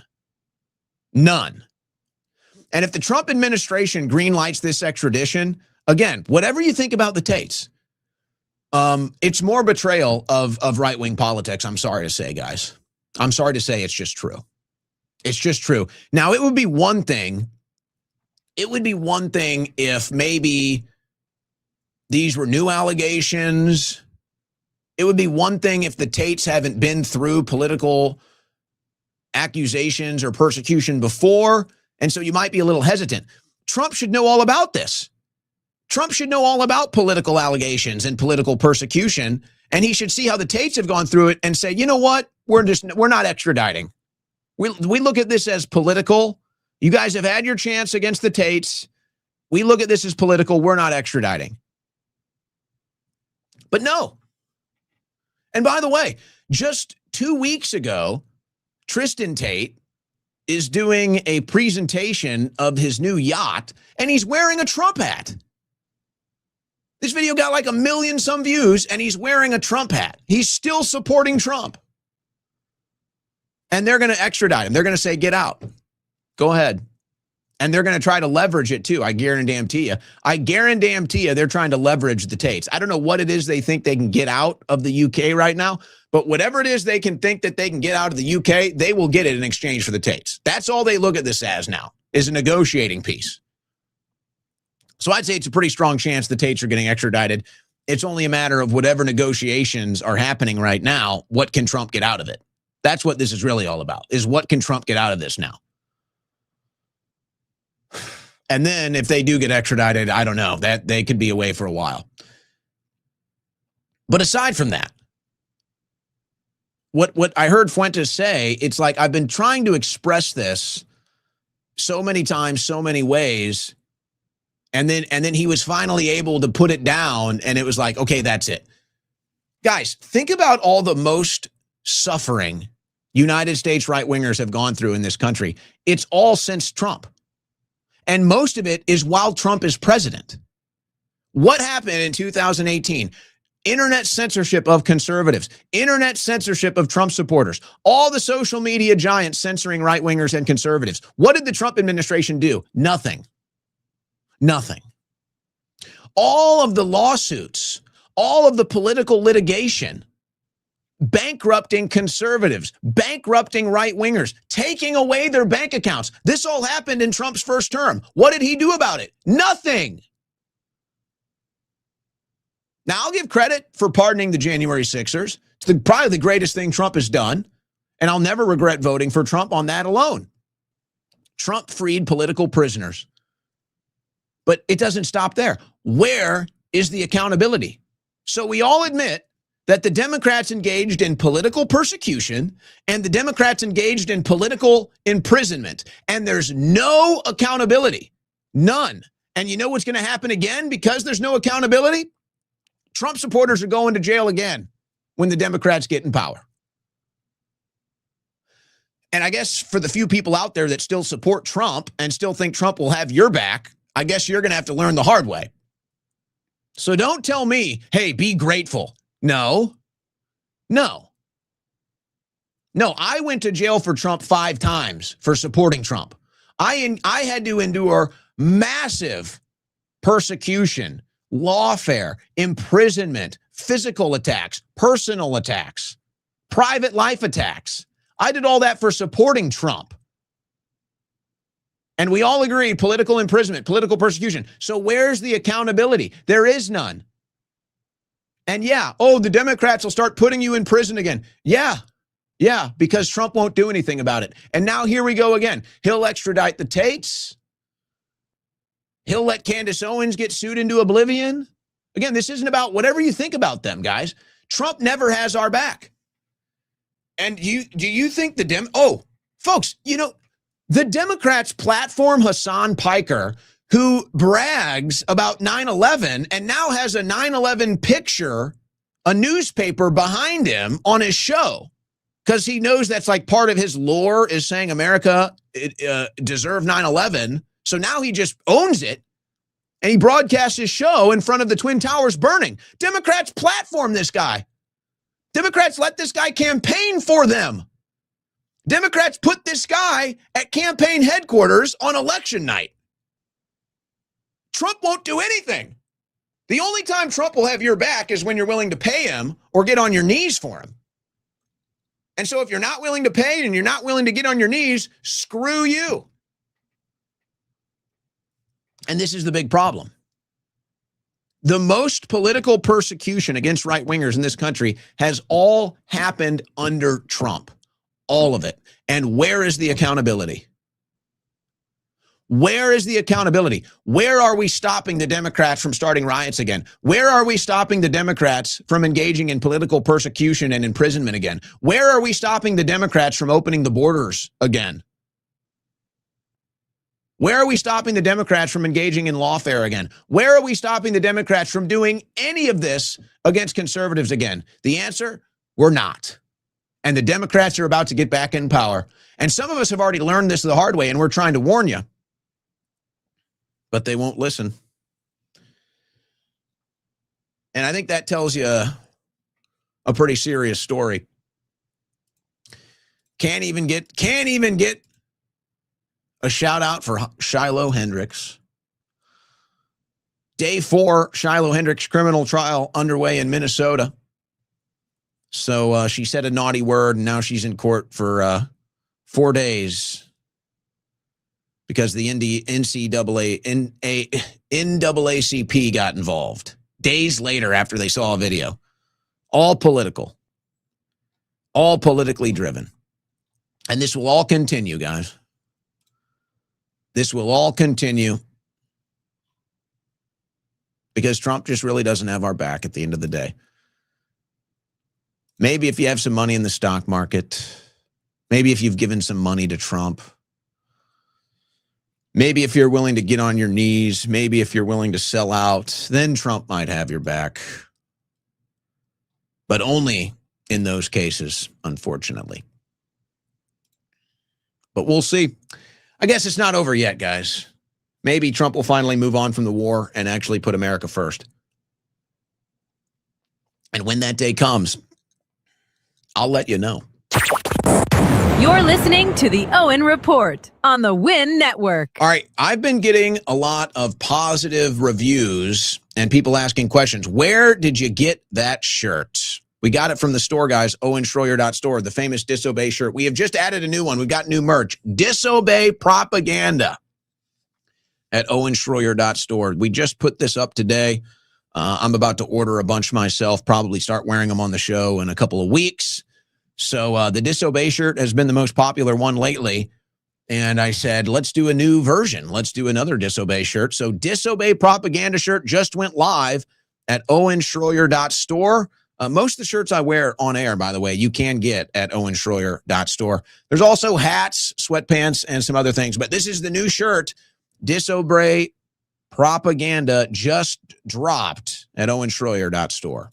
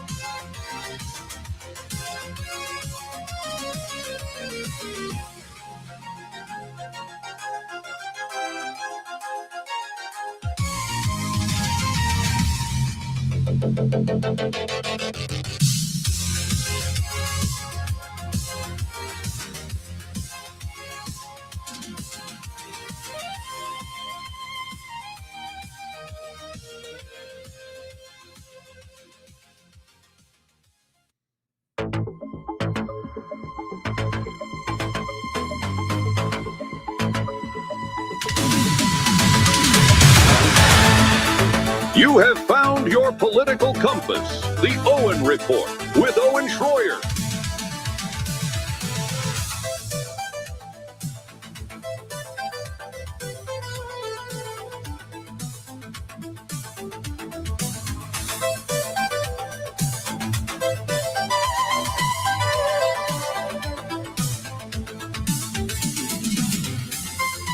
You know, I've got quite a few stories here. I've got quite a few news stories to get to here in the final hour of today's Owen Report. But I couldn't help but notice there were some detractors, some haters in the chat. You know, we had great callers yesterday. We really did. We had really good callers yesterday. And I want to give the haters in the chat an opportunity to call in. I do. I really want to hear from the haters in the chat. I see you guys. I've got TDS. I've sold out. I'm the one obeying propaganda. I want to give you guys an opportunity to call in and prove it.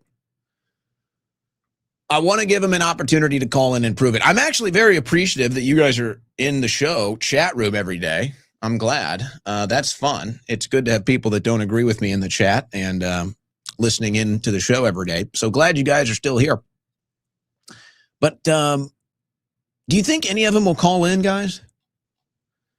Do you think any of them will call in? I wish. But you know what? Let's give them a shot. But more importantly, we just had such great callers yesterday. Whenever you get momentum like that with callers, you kind of just roll with it until it goes a different direction, maybe, let's say. Because, you know, you never know what's going to happen on the phone lines. You never know. But yesterday, the callers were great. So let's do it again. Let's take a break from the news. And we'll give the haters an opportunity, guys. Anybody Anybody hating, there's the number, 747-200-5560. Numbers for you to call in. Would love to hear from you. I'd love to hear from you today. I think it'd be good for all of us. And you can prove it. You can prove you got me. Give it a shot. 747-200-5560. Let's see if they call in. Otherwise, we had such great calls yesterday. We'll kind of just roll with that momentum today. If others decide they want to call in, first-time callers, anybody. But let's go ahead and see what happens. Before we get to the rest of the news, we still have other news, but we'll get to that. We'll take a brief break with some calls. All right, remember, I just ask you your name and where you're from, but you are on the air. You are on the air. First caller of the show, what's your name? Where are you from? What's going on, Owen? It's Alex from Kentucky. Alex in Kentucky. All right, go ahead. I agree with you on most of the things yesterday. Hold on a second. Time out. Are you in are you at the gym right now? Yeah, let me get a little quieter for you. Yeah, a gym bro, mid pump, calling into the show. I had the bench press in both my hands, yet somehow I'm still managing to dial in.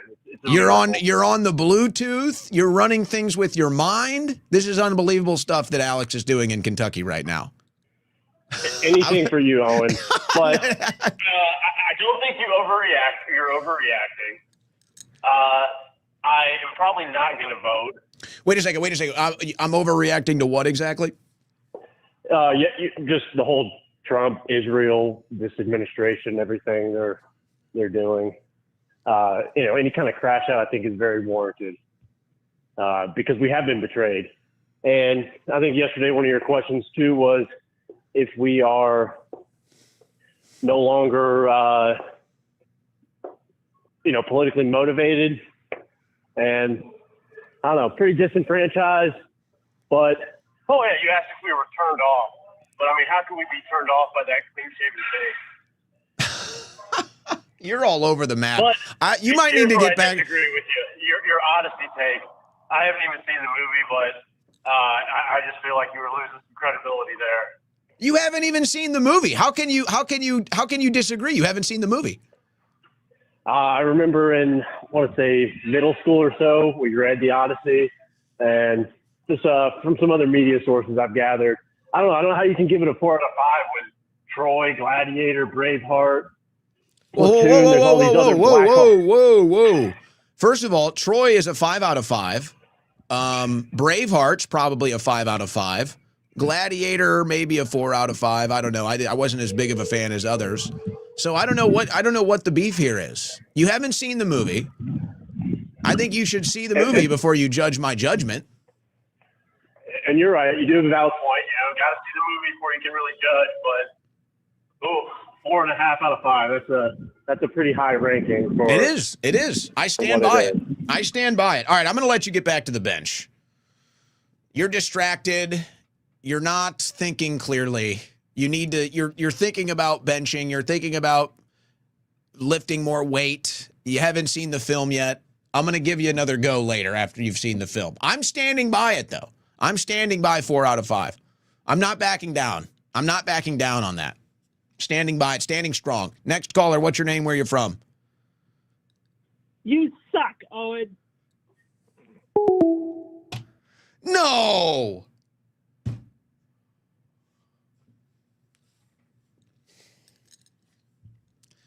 Come on. That's all you had? We needed more. That's a hit and run. That's a hit and run. Come on, let it out. Oh, man. All right, next caller. What's your name? Where you're from? I'll let it out. This is William from Washington State. I think you look like an absolute dork clean shaven. What do you think of that? Ask your wife. You got a pussy face. You look so much better when you had a full beard, Owen, and then you had the porn mustache from the 70s like you were a gay porn star. Now you're clean shaven like a bitch. Are you doing a bit right now? Look, I'm only asking because I know what haters actually sound like and talk like, and you're not fooling me. You got me on. No. That's No, you did. The gold hair I could pass on, but other than that, you got it. You still Hold the on, hair's my girl gotten better. No, hold on. My girl has something to say to you. Hey, Owen, what do you think of the Cascade Party here in Washington State, affiliated with Chris Novoselic? I don't know enough to comment. Yeah, Chris Novoselic, from the bass player of Nirvana, has started an alternative group to the left for the Democrats, and it's the Cascade Party. Personally, I think it's ridiculous. I can't vote for Democrats. You said to the left of the Democrat Party? Yeah. Because, Yeah. 1990s Democrats got frustrated and so they started their own party, Cascade Party, and they're actually affiliated with a independent that they're now we have an independent on the ballot. Well, Nirvana was always kind of leftist in attitude, but that was kind of when leftism was like anti-establishment punk rock. So I'm not surprised. Dave Grohl's always been on the left, and Foo Fighters has more of a diverse political group. I've learned a little bit about some big bands' politics in the last couple of years. Not all of them are left. The ones that are conservative usually just don't talk much. But there's others out there that you'll hear a little bit. I don't know. I feel like, here's what I would say about it. I wouldn't take it too seriously, but I think it represents this disenfranchisement that people on the left and the right are currently harboring towards our political system. So it's like nobody's happy with the political parties in power. Everybody feels like the parties are selling our country out. So, you don't have to support an old basist's, political party. But I think it shows that, leftists are also disenfranchised by Democrats, and they feel like that doesn't represent their values, and so they're trying to do their own thing too. I guess that would be my takeaway from that. Hey, thanks for the call, you two. How about the happy couple? How about the happy couple calling in? See, I can always I've dealt with so many haters over the years that I can tell when it's legit and when it's not. And I could tell he was doing a bit. I could just tell he didn't mean it. I could tell he was a good person, actually, is what I could tell. I was feeling the good-natured soul of the caller. It was the caller before that called in and did the drive-by and left. That's the one we want. Those are the ones we want to call in and really give them the time to just let it out, to just let it all out. But he hit and ran. All right, next caller. What's your name? Where you from? Hey, how's it going? It's Red from Virginia. All right, Red, go ahead. I don't think you're overreacting, but I also think I like when you go and break it down, because I know you're a big sports dude, and as am I. I don't know. Are you familiar? I mean, do you follow the NBA regularly? Are you that kind of guy? I remember the burning of the LeBron jersey. That was one of my favorite bits. But do you still follow a little bit? You know what's funny about that bit? Well, I will say I don't follow the NBA. I do follow tournament basketball. So whenever the NCAA tournament starts, I like watching that, like gambling on that. Whenever the NBA playoffs start, I like watching that. I like gambling on that. I don't really do the regular season. You know what's funny about that LeBron bit? I wouldn't say that I regret doing it. No. Because the message was right. But I will say that type of political content to me now is so low IQ and not relevant anymore. Here's a perfect example. And if people don't like The Odyssey and they don't agree with my movie review, that's perfectly fine. But what I have noticed is that, first of all, you can tell somebody that actually does movie reviews and doesn't. Second of all, this whole idea that you can't enjoy art or you can't enjoy something that is truly great because of politics is sad. Removing the art from the actual politics, right? I get the psychology of it. I mean, the psychology of it is organic, right? Somebody up there that, let's say, you loathe or detest their politics, it's hard to enjoy what they create. I certainly understand that psychology. Yeah, it's very real. That's very real. But at the same time, if you cannot enjoy 90% of the film Odyssey, because it's really not even 10%. It's probably less than 5% of the wokeness, let's say, the woke casting. It's like maybe 5% of the movie. If you can't enjoy the other 95% just because of whatever politics you have, that to me is cringe now. I used to be there, and here's why. I used to be there with the whole left-right thing when we thought the right wing was going to rise above it. We thought the right wing was going to become truly anti-establishment and be better than the left. That's all gone. The right wing is no better than the left. We're back to the uniparty. The left-right paradigm has failed. So to me now, to be triggered by something the left is doing in art and culture, it's meaningless to me. The right is just as bad. Frivolous. It's exactly. It doesn't make so I understand the psychology of it, but to me now that type of content is cringe. So I wouldn't do that today. I wouldn't do some political statement about a sports athlete because they did a leftist statement. I wouldn't do that today. Well, I mean, look at that. Because what was the point? The point was that LeBron sold us out to China. Okay, conservatives sell us out to Israel. So it's like, it doesn't matter. One hand washes the other. What I was trying to get out with that was, as a guy who's been following sports and politics, it almost feels one and the same, right? So when we watch something like this, The Odyssey, like it's almost like hyperfixation. Like, of course, the movie could go either way. If you're not into The Odyssey, you're not going to be into The Odyssey at one point. That's how we would have watched it at one point. But now we're so hyperfixated on the stupid bullshit, like trans. When I hear trans now, I don't give a fuck. I don't care. It's not in my wheelhouse anymore because it's just a hyperfixation. Like who cares? It just doesn't bother me. That's what so like, as far as basketball goes, what I was trying to say, it's like LeBron, I'm a huge James Harden fan. That guy cannot, for the life of him, do anything during the playoffs. And that's kind of like how I feel like the Republicans are doing it. It's like, oh man, all fucking season long, I'm in it. We got to do it. We're almost there. We get there. And then we just fumble the ball. And that's just how it is. And at this point, I don't care. There's not a team I follow anymore. Now I just watch it as like just somebody who stands back and says, that's how it is now. Yeah. But thanks, man. I appreciate it. Owen Schroyer, the Destroyer. You'll always be that dude. Appreciate it, boss. Thank you for the call. Yeah, there's different ways of kind of attacking that, but it's the acceptance that, hey, the right is no better than the left. And it might have been for a moment.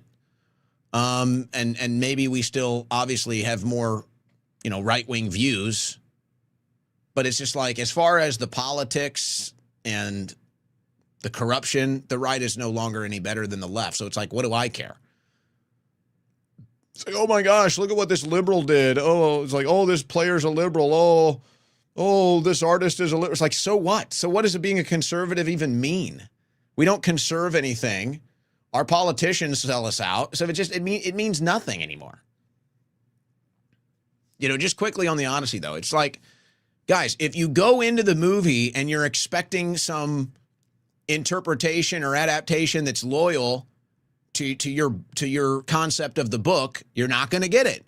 If you're looking for something that was along the lines of the presentation, cinematography, artistry of Troy, you're not going to get it. You need to just forget everything you've heard about it. You can watch it or not. I don't care. I'm just saying, I liked it. I think it's a good movie. I would remove all preconceived notions, and I think it's more enjoyable when you do that. And I still think the whole Elliot Page thing was just a marketing gimmick. That's all. I think they put Page in there and then ran with the whole trans thing as a marketing gimmick, just to get people to go watch it out of hate and spite. And it worked, by the way. So, hey, good for them. Next caller, what's your name? Where are you from? Hello, is this Owen Schroyer? Yes, speaking. What's your name? Where are you from? This is Bibi Netanyahu. How you doing today, Owen Schroyer? You owe Larry Luma an apology for what you say about those things. You don't sound like Bibi Netanyahu. Oy vey, this is Bibi Netanyahu, Owen Schroyer, and I have a new kipper for you, too.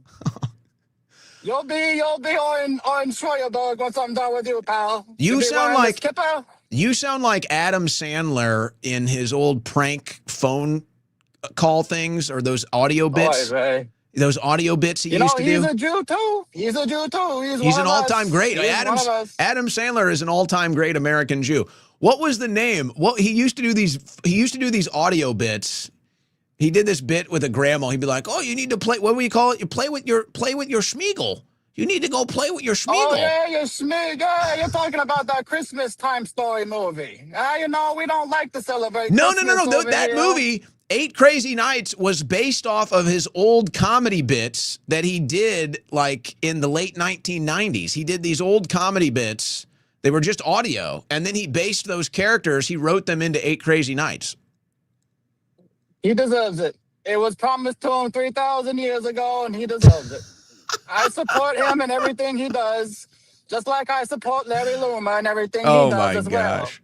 Oh, my God. Owen, you better apologize. Okay, Adam Sandler on the phone. That sounds like Adam Sandler. That doesn't sound like Netanyahu. Doesn't that sound like Adam Sandler on the comedy bit, on the comedy tour?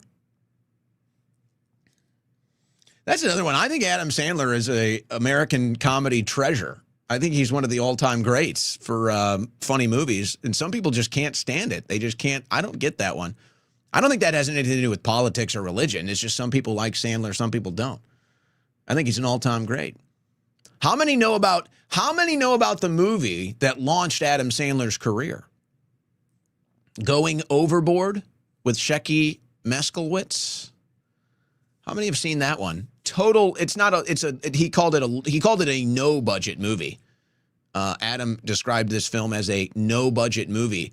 I think they volunteered to work on a cruise ship, and they got access on the cruise ship and decided to film a bunch of bits and put it together for a movie. It's not bad. Just kind of like you can see where Adam Sandler started his movie career with that. And for a no-budget movie, you know, it gets a little laugh. All right, next caller, what's your name, where you're from? Dan from Ohio. All right, How Dan, you doing? Dan, go ahead. Yeah, I think you're all wrong about Trump. He is smart. He is playing the system to get done what he wants to get done. If he goes in there as a complete destroyer, you're not going to get the support of the people from the Republican Party, the Ted Cruz's and the Marco Rubios. It's brilliant what he's doing. There is a plan at the end. Okay. You just can't So what see is it. the plan? You're gonna So see it. what is the plan? He's saving Israel for last. Okay, so you're kind of going along with the Q plot line. Look, Owen, I'm blowing smoke up your ass. I don't believe none of that. Oh, you had me. Gosh, you had me Well, going. because- Owen, Man. all of my friends are exactly like that, man. They will make every excuse. But wait a second. But wait a the second. thing- Do they believe in the Q lore, or have they just convinced themselves of this? I think they've just convinced themselves of that because, you know, their excuse is always, well, he's better than the left. And you know, That's as all they long as have. That's all they have. As long as you compare your leader to a bucket of shit, which is the Democratic Party. That's exactly what I was going to say. That's like if somebody serves you a shit sandwich and then you give them like a piss sandwich. You're like, well, it's better than shit. It's like, okay. I still Yeah, don't want it. But the thing is all of these people, what they believe is they were all for stopping the surveillance state when a Democrat is in power. And they have no idea what's going to happen when all of the stuff that they want built, this surveillance state, these data centers, when this falls into the hands of the Democrats, if you really believe in the left-right paradigm, but Yep. you're begging for problems. You know what? Honestly, that to me, as somebody that kind of directionally is always just going against propaganda, it's like directionally, I'm always going against propaganda. That to me has been such a revealing moment. And I haven't really leaned into it as much. I call out the right-wing grifters. I call out the right-wing frauds plenty. I don't make it my personality here. But that to me has been such a reveal. Is it as obvious? I mean, for me, it's easy. I'm in the media. I'm consuming this stuff. I'm in the deep end every day. Is it as obvious for other people out there? Like, is it obvious for you? I mean, you just pointed out one of the most obvious ones. It's like, hey, they were all against the surveillance state. Now they love the surveillance state. Like, isn't it obvious that these people are sellouts? Like, isn't it obvious these people are phonies? I truly believe that they just, if Trump says it, it's right because, you know, they got this weird illusion that Trump was sent by God and they just go along with all of it. Yeah. It's crazy. But can I hit on one other thing? I mean, you know, everybody always wants to attack the Republican Party for their support of AIPAC. But nobody in the media brings up the fact, okay, if you've got groups that support what the right believes are the biggest scumbags in the Democratic Party, these people are evil because they support people that want to destroy America. Well, there is plenty of Democrats, including Hakeem Jeffries, that have taken well over $1 million from AIPAC, but nobody seems to call out the fact that AIPAC is funding people that hate America. Yeah, you know what? And that's another point where you're just going with logical consistency here, and you're realizing there is none, and so therefore it's propaganda. Right. But hey, keep up the good work, man. Don't let the detractors get you down, man. Hey, I just want you to know, you had the whole chat going. You fooled everybody. You had us. You had us all. I was going to sell you on that for entertainment. But that was a good one. That was a good one. You had us all going, including the chat. And you know what's even funnier is because it's even more relevant than you realize, and I thank you for the call. It's more relevant than you realize because right now the Q plot line is, it's always been save Israel for last, but the Q plot line right now is that the reason why they just did this vote with the Israeli merger is to actually get on record all the people that have committed treason against this country. That's the Q plot line, is that we just got on record, whatever amount of members of Congress committing treason by voting for this merger bill. So that's where the Q plot line is at right now. So when you called in and said that, I was genuinely curious. And I feel like, I don't say this facetiously, if you still have faith in Trump at this point, you have to be a QAnon truster. You have to be. The Q is your only hope at this point if you support Trump. If you take Trump at face value and are actually analyzing the results here, then it's over. So it's like the only way you can still support Trump is if you believe in QAnon, or if you're just a total sellout fop. I guess there's that too. Plenty of those to go around. No shortage of those. All right, let's we'll take one more call here, and then we'll finish up the news and get to our super chats. All right, next caller. What's your name? Where are you from? It's the great 7-Eleven from New York City. What's going on, Owen? Howdy. All right. Well, can you challenge today, Ahmed? Can you make your call not about New York City? No, I can make it about Israel. Is that okay? Go ahead. Let's see. A surprise? Go ahead. All right. So, are you all right with our politicians that make laws and fuck us over every single day being Masons, and also have Freemason lodges within Israel called the Grand Lodge of Israel? Do you find that a little suspicious? No, I don't trust our politicians. I think they're all sellouts. And I don't like the foreign loyalty. No, I think it's never been more obvious either. It's never been more obvious. I think that there's this, they're really disillusioned in Washington, D.C. because they've been able to get away with so much corruption. They've been able to get away with so much corruption over the years. And for the most part, the media maybe covers it, maybe they don't. But the American people just don't pay attention. The American people just aren't following the news. So they can go in there and betray the country and vote for all these bad bills. And for the most part, people have no idea what's going on. But that's kind of changing. That's kind of changing fast. And I have a feeling, I was saying it earlier, I think in a couple years, guys, it's going to be a lot harder for these politicians to get away with it. You're not just going to have the hack media running around D.C. You're going to have real Americans and independent media. I'd say within 4 years, granted, we still have a country. Granted, we still have a First Amendment. Granted, you still get access to D.C. I have a feeling in 4 years, it's going to be like independent journalists are going to start invading D.C. with their microphones and their cameras, and they're going to start getting these corrupt politicians on record and heckling them and making them answer the tough questions. Because normally they just run and hide like rats. But I just feel that there's no way that's going to continue. The American people are too in tune with what's going on for that to continue. And the American people are not dead. Okay? I would even say the American people are more awake and aware probably than ever in our lives in recent memory. There's just no representation. There's just no representation. There's no coalition anymore.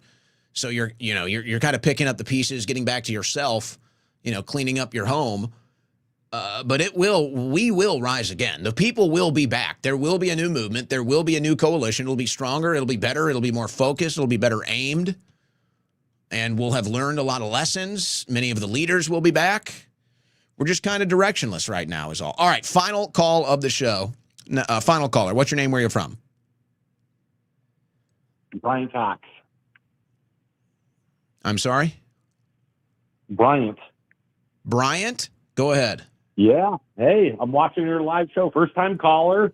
Been watching you for the last, 8 years. Since you were on Alex Jones. You look clean without the mustache. Ignore the trolls. You're killing it. You're crushing it. Keep doing it, man. Do I look like the trolls get to me? Not at all. No? Not at all. You're so tight. No, you're so clean. You're tight.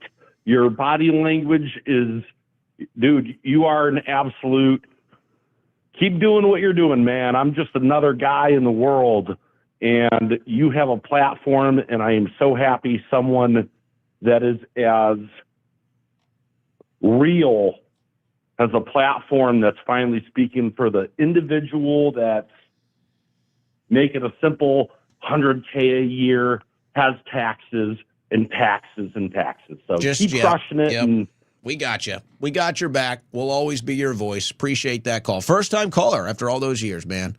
Appreciate that. Great to hear from you. All right, that was the final caller for today.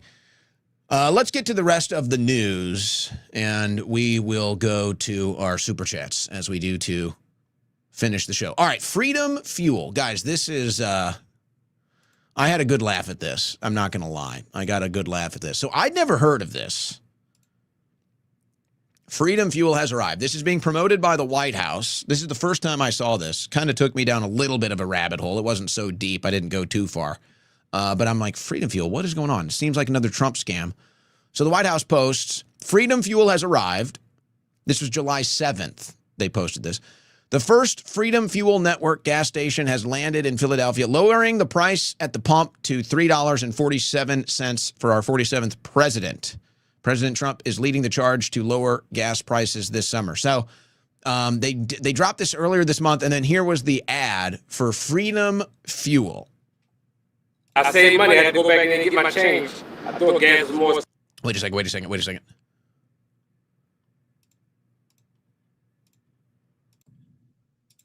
Let's try this again. Expensive, but it's not. So I saved money. I had to go back in and get my change. I thought gas was more expensive, but it's not. So thanks, Trump, for saving me some money. We're here at the first Freedom Fuel Network gas station right here in Philadelphia, leading the charge to lower gas prices, $3.47. That's for our 47th president, President Donald J. Trump. The price of gas here is 50 cents lower than the Pennsylvania average gas price. 4th of July. So this was July 7th. They say it was 50 cents lower than the Pennsylvania average. On this pump, it's $3.47 regular, $4.42 plus, $4.65 premium, $4.66 ultra. So that means you were at $5 a gallon for ultra, $5 a gallon for premium, $5 a gallon for plus, and nearly $5 a gallon for regular on July 7th of this month. Yeah, that's not good. $3.47, $4.42, $4.40, $4.65, $4.66. That's bad. That's not even good. That's too high. So, okay, this is their marketing. 50 cents lower than the Pennsylvania average gas price. 4th of July, gas prices are coming down, which is great. I am very happy about the cheap gas prices. Happy 4th of July. I mean, this is pure propaganda. From, the cheaper gas prices to, of course, they have a black guy standing up there in a do-rag with cash. It's like, look at all the money I'm saving. Good Lord. About the cheap gas prices. Happy 4th of July. Hopefully everyone has a great holiday. Super pumped the gas prices are lowered. I'm just grateful, right? I hope these people got paid well for this. Gas prices are lower. Like, who are you? What? Now we're in a difficult time in this world, but it's nice to see some stability that we can enjoy. Definitely appreciate the lower gas prices. Oh yeah, definitely. When I saw it, I thought it was fake news, but I'm glad.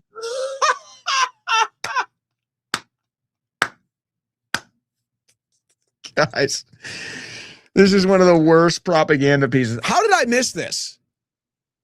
How did I miss this, guys? I apologize. I don't know how I missed this one. I guess it was 4th of July weekend. It was 4th of July weekend. I missed this one. This is hilarious stuff. I thought it was fake news. Oh yeah, I'm sure that's what you thought. Nobody wrote that on a script for you. That is true. I definitely couldn't believe my eyes when I just rolled past. I'm actually taking a trip down the shore, so I wasn't even going to come and get the gag, but I'm glad I did because now it just saved me a lot of money. Thanks a lot, Trump. Just keep doing what you're doing. Doing a good job. Thank you, President Trump. Thank you for helping our country. It's President Donald J. Trump leading the charge to lower gas prices right here at Freedom Fuel Network's gas stations. I mean, that is pure propaganda. Unreal levels of propaganda. North Korean levels of propaganda there. Wow. How did I miss this one? So, okay, what is the deal? Freedom Fuel, how is Trump connected? It takes me down this rabbit hole. It's a failure. Go figure. Mystery surrounds Freedom Fuel gas stations touted by Trump. So this was from the 11th after that video. It's like nobody seems to understand what the connection to Trump is here and how it is they're keeping prices lower at this pump. And so people were digging into this, trying to figure out. They don't know. It's like, how is this happening? How is the White House connected? Why are they promoting this? How do they keep gas prices down? Nobody seems to know. So, okay. Well, guess what, guys? So the promise was, however the White House, however Trump was able to do this, the promise was it would stay at $3.47. That this was like Trump's promise that gas prices were going to stay low and go lower. And no matter what, this pump, the Freedom gas station, Freedom Fuel, was always going to stay at $3.47. So no matter what, you knew it was going to be $3.47 at that station. And no matter what else happened, your price there would still be the same. Guess what, guys? It failed. I know. Shocking, right? Trump promoted Freedom Fuel stations reportedly no longer offering $3.47 gas. Sorry. Most recently, it was up, let's see, several Freedom Fuel stations, including some locations in and around Philadelphia and south of New Jersey, sold gas around $3.92 as of Monday. So it's still, it's even more expensive than its competitors. It also promised it would always be the cheapest on the block. Now it's not even the cheapest on the block. So another just total failure, another fake marketing gimmick from this fraud president.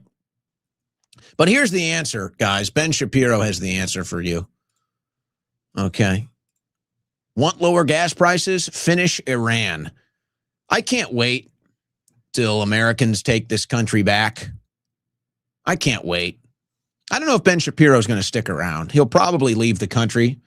If Ben Shapiro fails to maintain the capture of our country by Israel, which most people assume he works for that now. He doesn't work for anybody else but Israel's interest. That's what most people believe.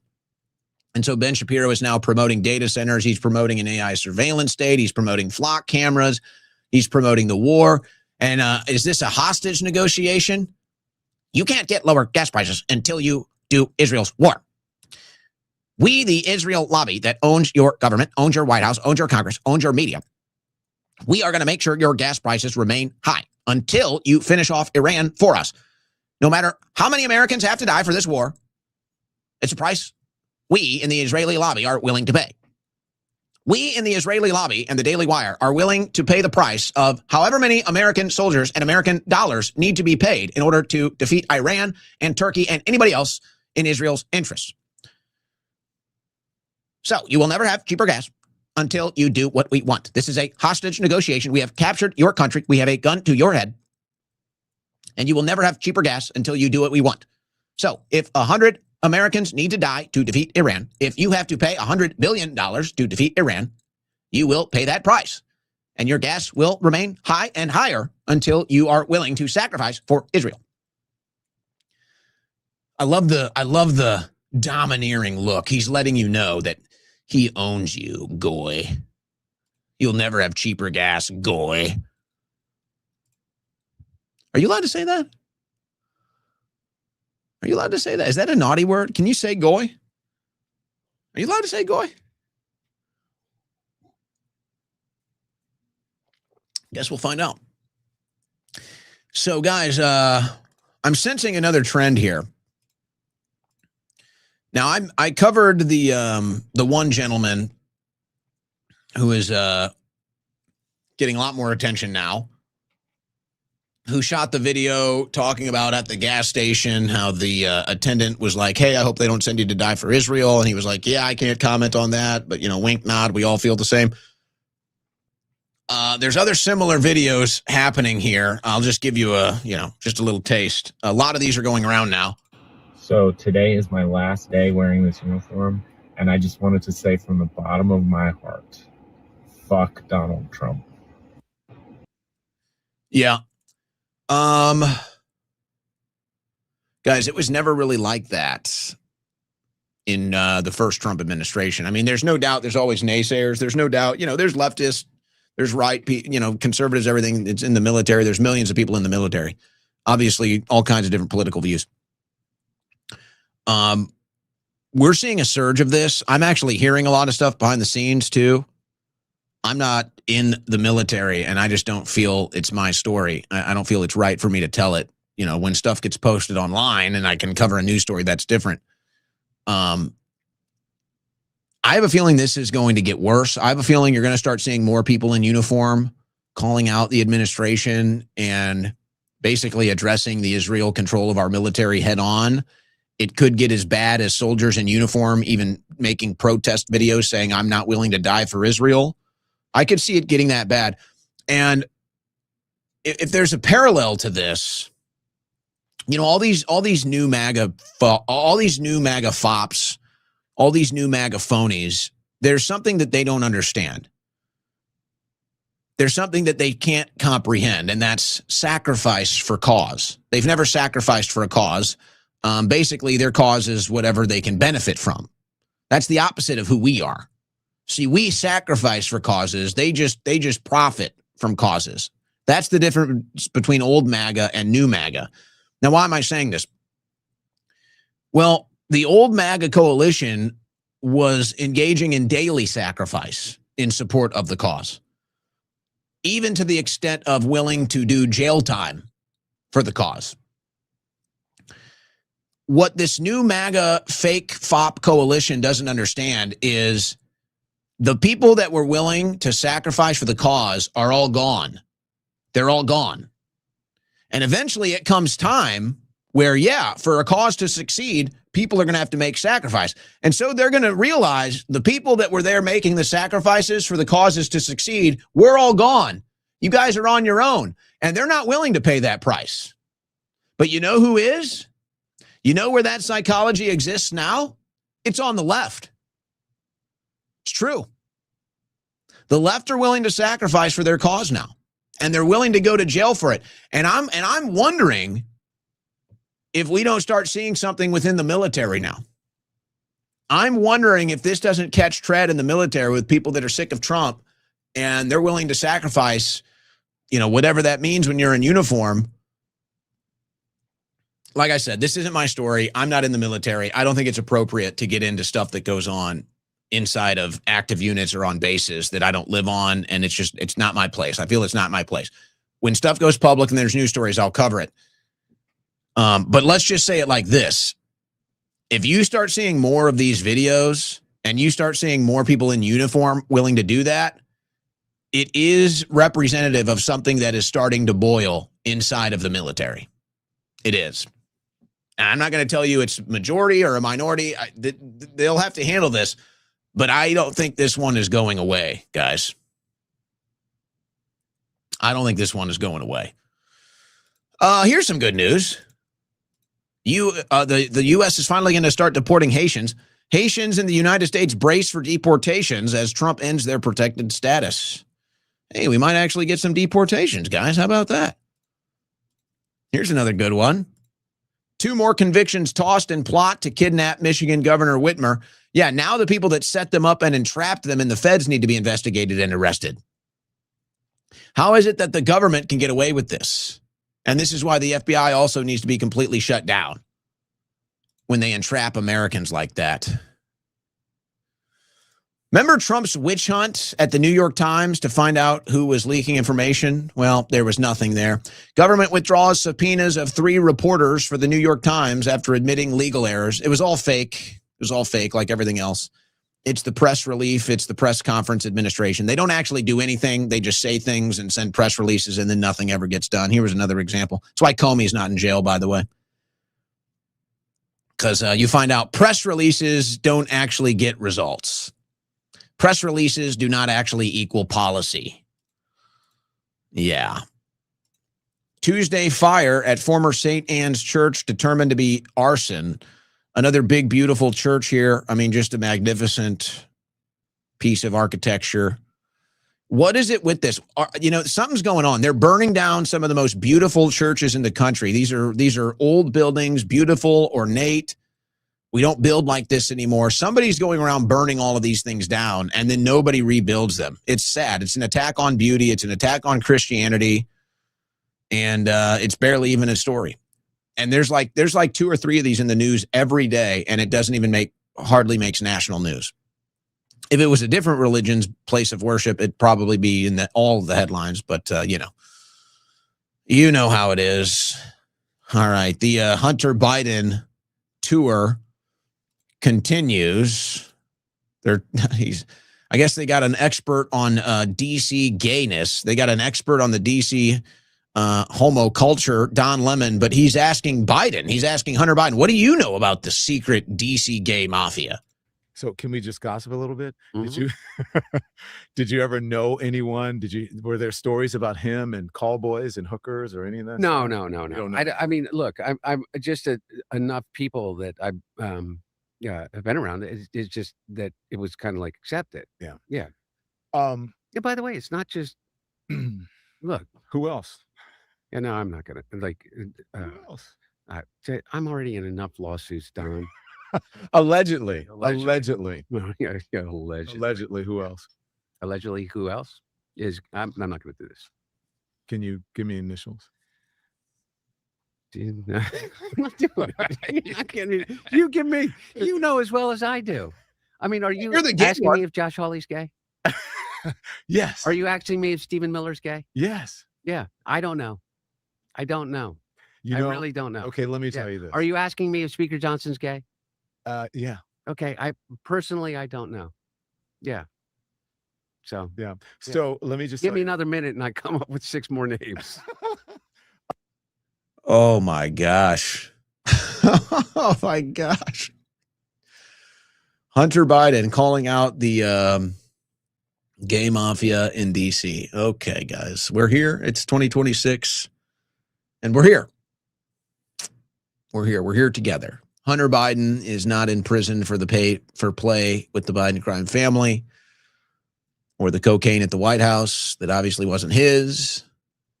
He's doing media tours talking about the DC mafia, the DC gay mafia. Okay. All right. So I guess they're trying to keep Fishback off the ballot.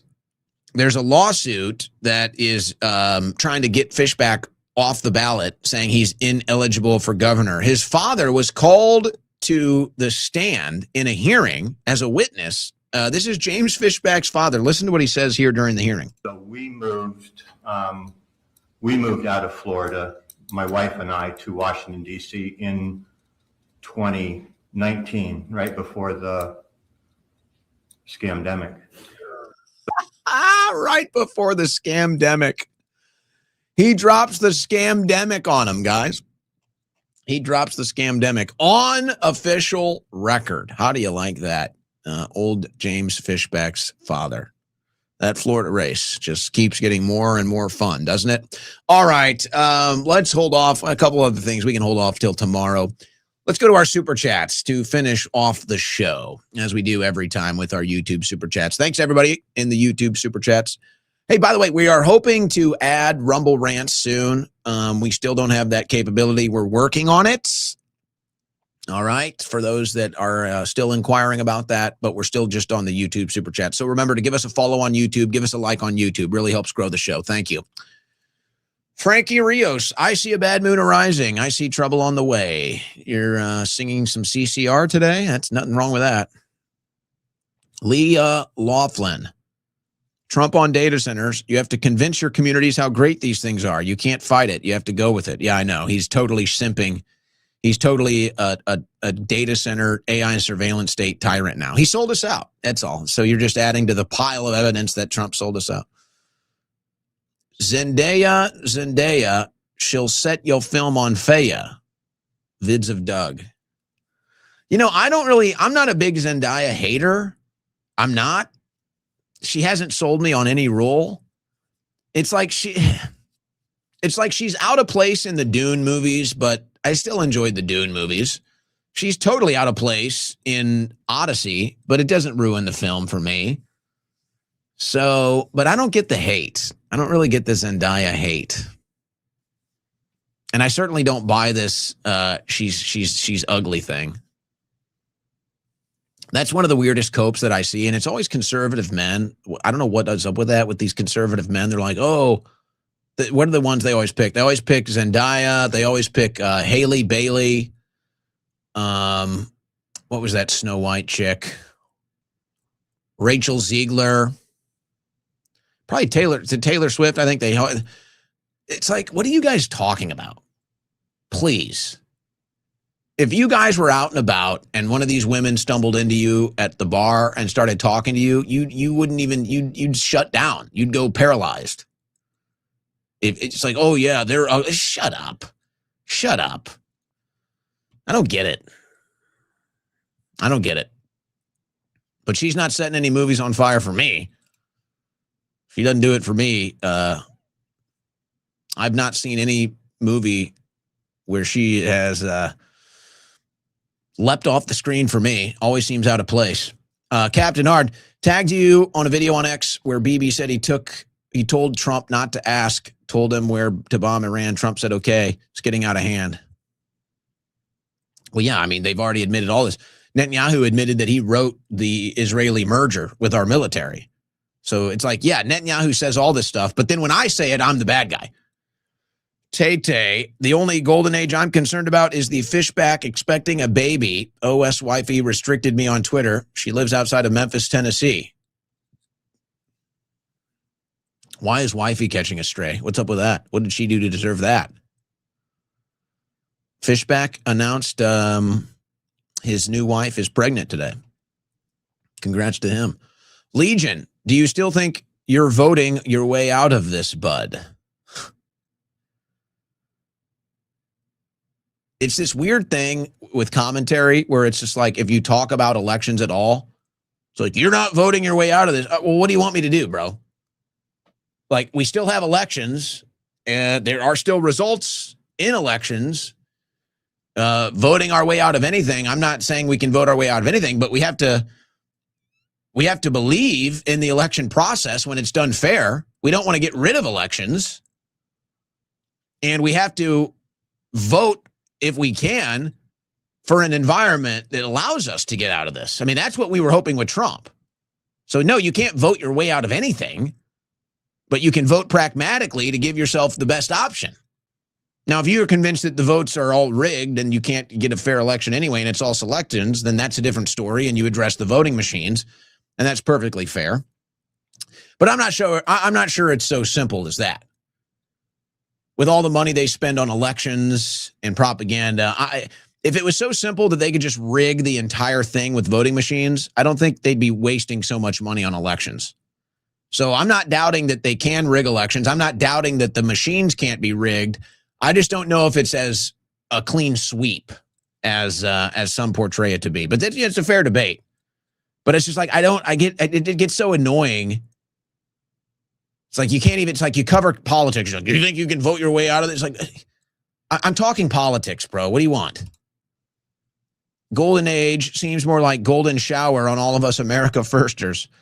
Yes, John. They're pissing on us and telling us it's rain. Space intellect. The bread is stale and the circus is boring. Is the circus boring? The bread might be stale. I don't know if the circus is so boring, though. Circus seems to be pretty entertaining, actually. Bread is definitely stale and moldy and no good, though. Forgot all about the golden age. Well, how did you do that? There's a reminder here every day, you know. Every day a reminder. Thank you, Anna. It's very nice, Anna. Thank you. Dust Vault, don't get all uppity thinking data center energy may eventually benefit you, you dirty American. We'll find a way to harness that energy and send her to Israel. Damn it. Mark Mitchell told us there is no plan. Well, Mark Mitchell knows polling about as good as anybody. Hopefully we're going to have Mark on the show tomorrow. We're in touch about a time right now, so hoping to get Mark on tomorrow. I hate to blackpill, but at some point the groundhog has to go underground. We will use a nuke, unfortunately, very soon. Obviously, that's like, you know, whether it's a nuclear bomb or not, we're talking about a weapon of mass destruction that we would use or Israel would use on Iran. I don't know. I think that they know that that's a bridge too far. I think that they know if they do that to Iran, that you send the entire globe into a different world at that point. So I think they know better than to do that. But these are psychotic freaks. Israel would do it tomorrow if they thought they could get away with it. So they're just trying to get us to do it, is probably what's happening. Fact, 20% owns 60% of the U.S. GDP. If they stop spending, the country collapses. Really 1% because it's the same group. We're in a communist capitalist country now. Yeah, well, we're definitely a socialist country. That's why it's so funny. You see these right-wingers, conservatives, Republicans railing against socialism. It's like, you guys are socialists. What are you talking about? You take 30% of the money that we make, you tax our property. You guys are socialists. The Republicans are socialists. The Democrats are socialists. It's already a socialist country. Look at all the welfare in this country. Give me a break. Nobody on the right wing is serious about fighting socialism. It's all clips. It's all just statements like, oh, I'm fighting socialism. None of you are fighting socialism. Where is the serious movement to abolish taxes? Where is the serious movement to get rid of the welfare state? Where is the serious movement to shrink the government down to size? Doesn't exist in the right, doesn't exist in the Republican Party. So shut up about, oh, I'm fighting socialism. You don't do anything for socialism. You're all socialists. Every time you guys vote for another spending bill, you're socialists. Merging our military with Israel is socialist. Funding the Ukraine war is socialist. It's all socialist. They're all socialists. That's the problem. Hezbollah, pager desperation, level despair for NDAA. You know they never pass these things anyway. It's all a dog and pony show. And I would say it's almost a guarantee that they will not pass this before the midterms. If they pass it, it'll be right before Christmas. That's probably how this is going to go. It probably, if it's going to pass, will pass in December before Christmas. I would say it's very, very small chance before the midterms. Jody, strong jaw, handsome face, loving the new look. Oh, thank you, Jody. That's very kind. Deport 9/11 NPCs. They're still out there, wandering amongst us, dazed and confused. JM Dog Patriot, isn't it funny when the 2020 election was going on, they wouldn't show Trump ever or his family? Oh, how times have changed. Well, I'm not sure. Are you talking about the media? The right-wing media didn't want to talk about a stolen election. Definitely not faux news, Fox faux news. Now they do every night, though. Isn't that convenient? After the steal is done. Thanks, Fox. Dancing Israelis, never forget. It's just weird. 5 people from a tiny country in the Middle East set up a camera to record a terrorist attack that didn't happen yet. Very weird. Oh, boy. The 9/11 segment of the show is drawing out some super chats. Stephanie, what's the name of the life-ins file on Wiener's laptop? That was a big QAnon thing back in the day. We're going to get Wiener's laptop, and we're going to get all the dirt from Wiener's laptop. Guess that didn't happen. BB Benko, slop incoming, Blackhawks fan here. We got Kaner back for 2 years, playoffs inbound next season. Stanley Cup, I have faith.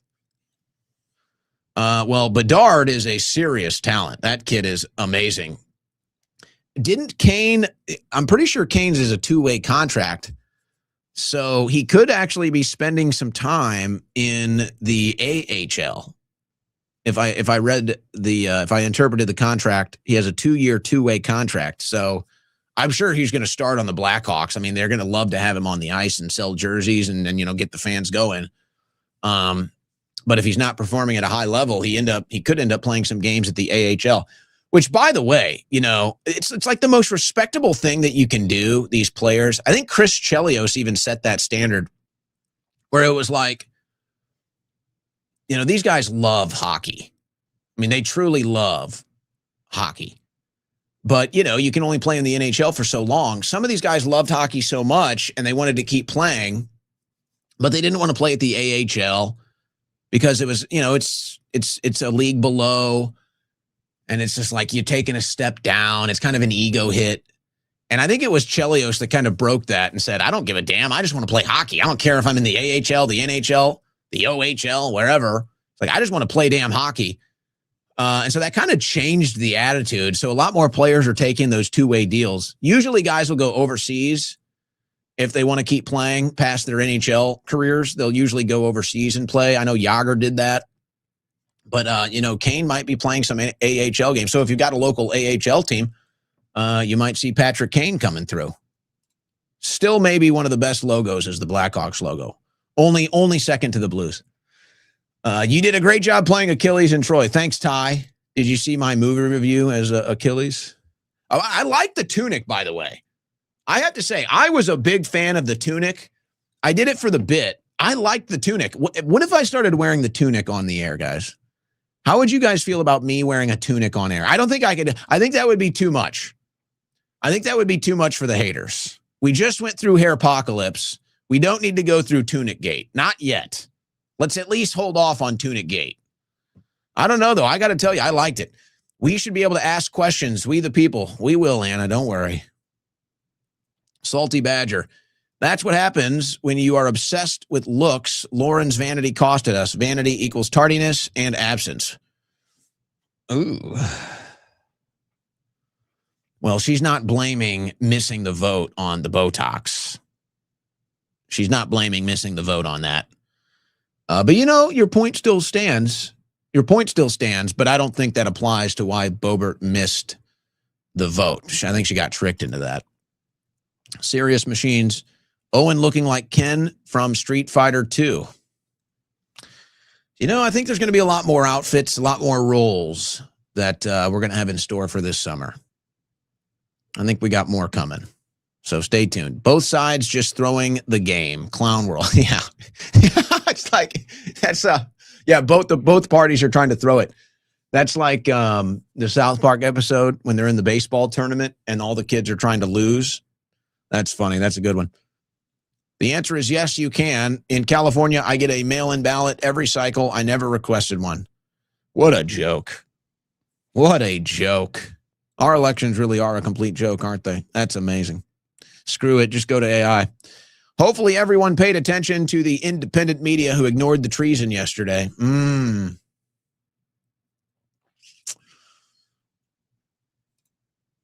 Take notes. Take notes. Jose, make America greater Israel. Well, America is making greater Israel. We're all slaves for greater Israel. Don't you know you're working 50 hours a week, paying 30% in taxes for Israel? Didn't you know that?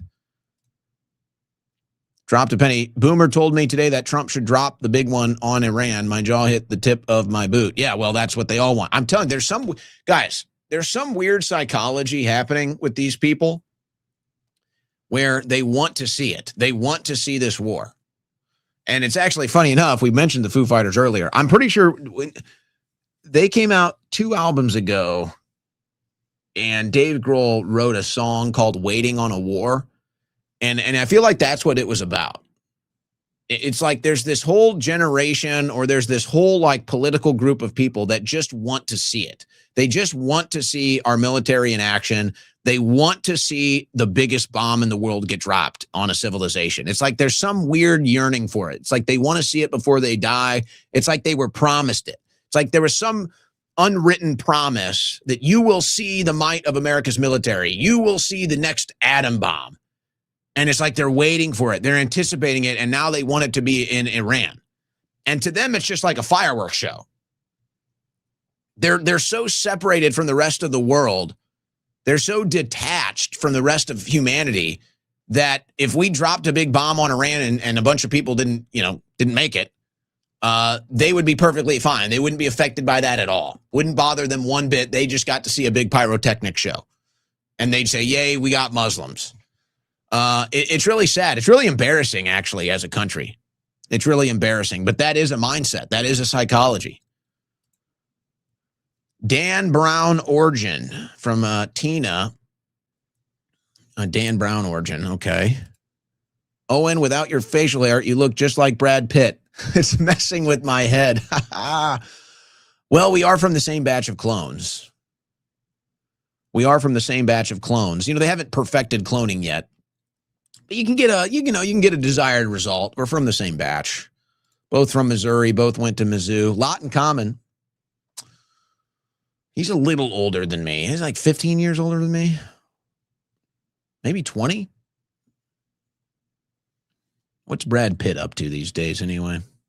Brad Pitt is actually hosting the Owen Report. That's what's happening. Peptides, which are unapproved drugs by FDA scientists. Is that on Drudge today?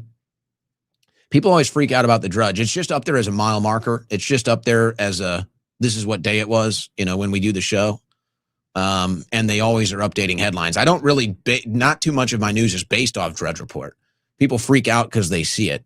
That's just a mile marker. That's just letting you know what day it is. That's, in case somebody wants to cut out a segment and I don't say the date or the date's not in it, you can see this was on Drudge. This was the date. So there's a reason why we do it. And it's a little homage to Rush Limbaugh.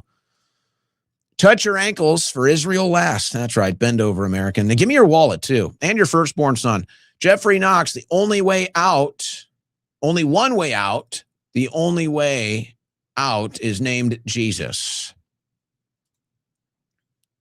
Eric Solberg, the Prince Adam look is better than the Flasher look.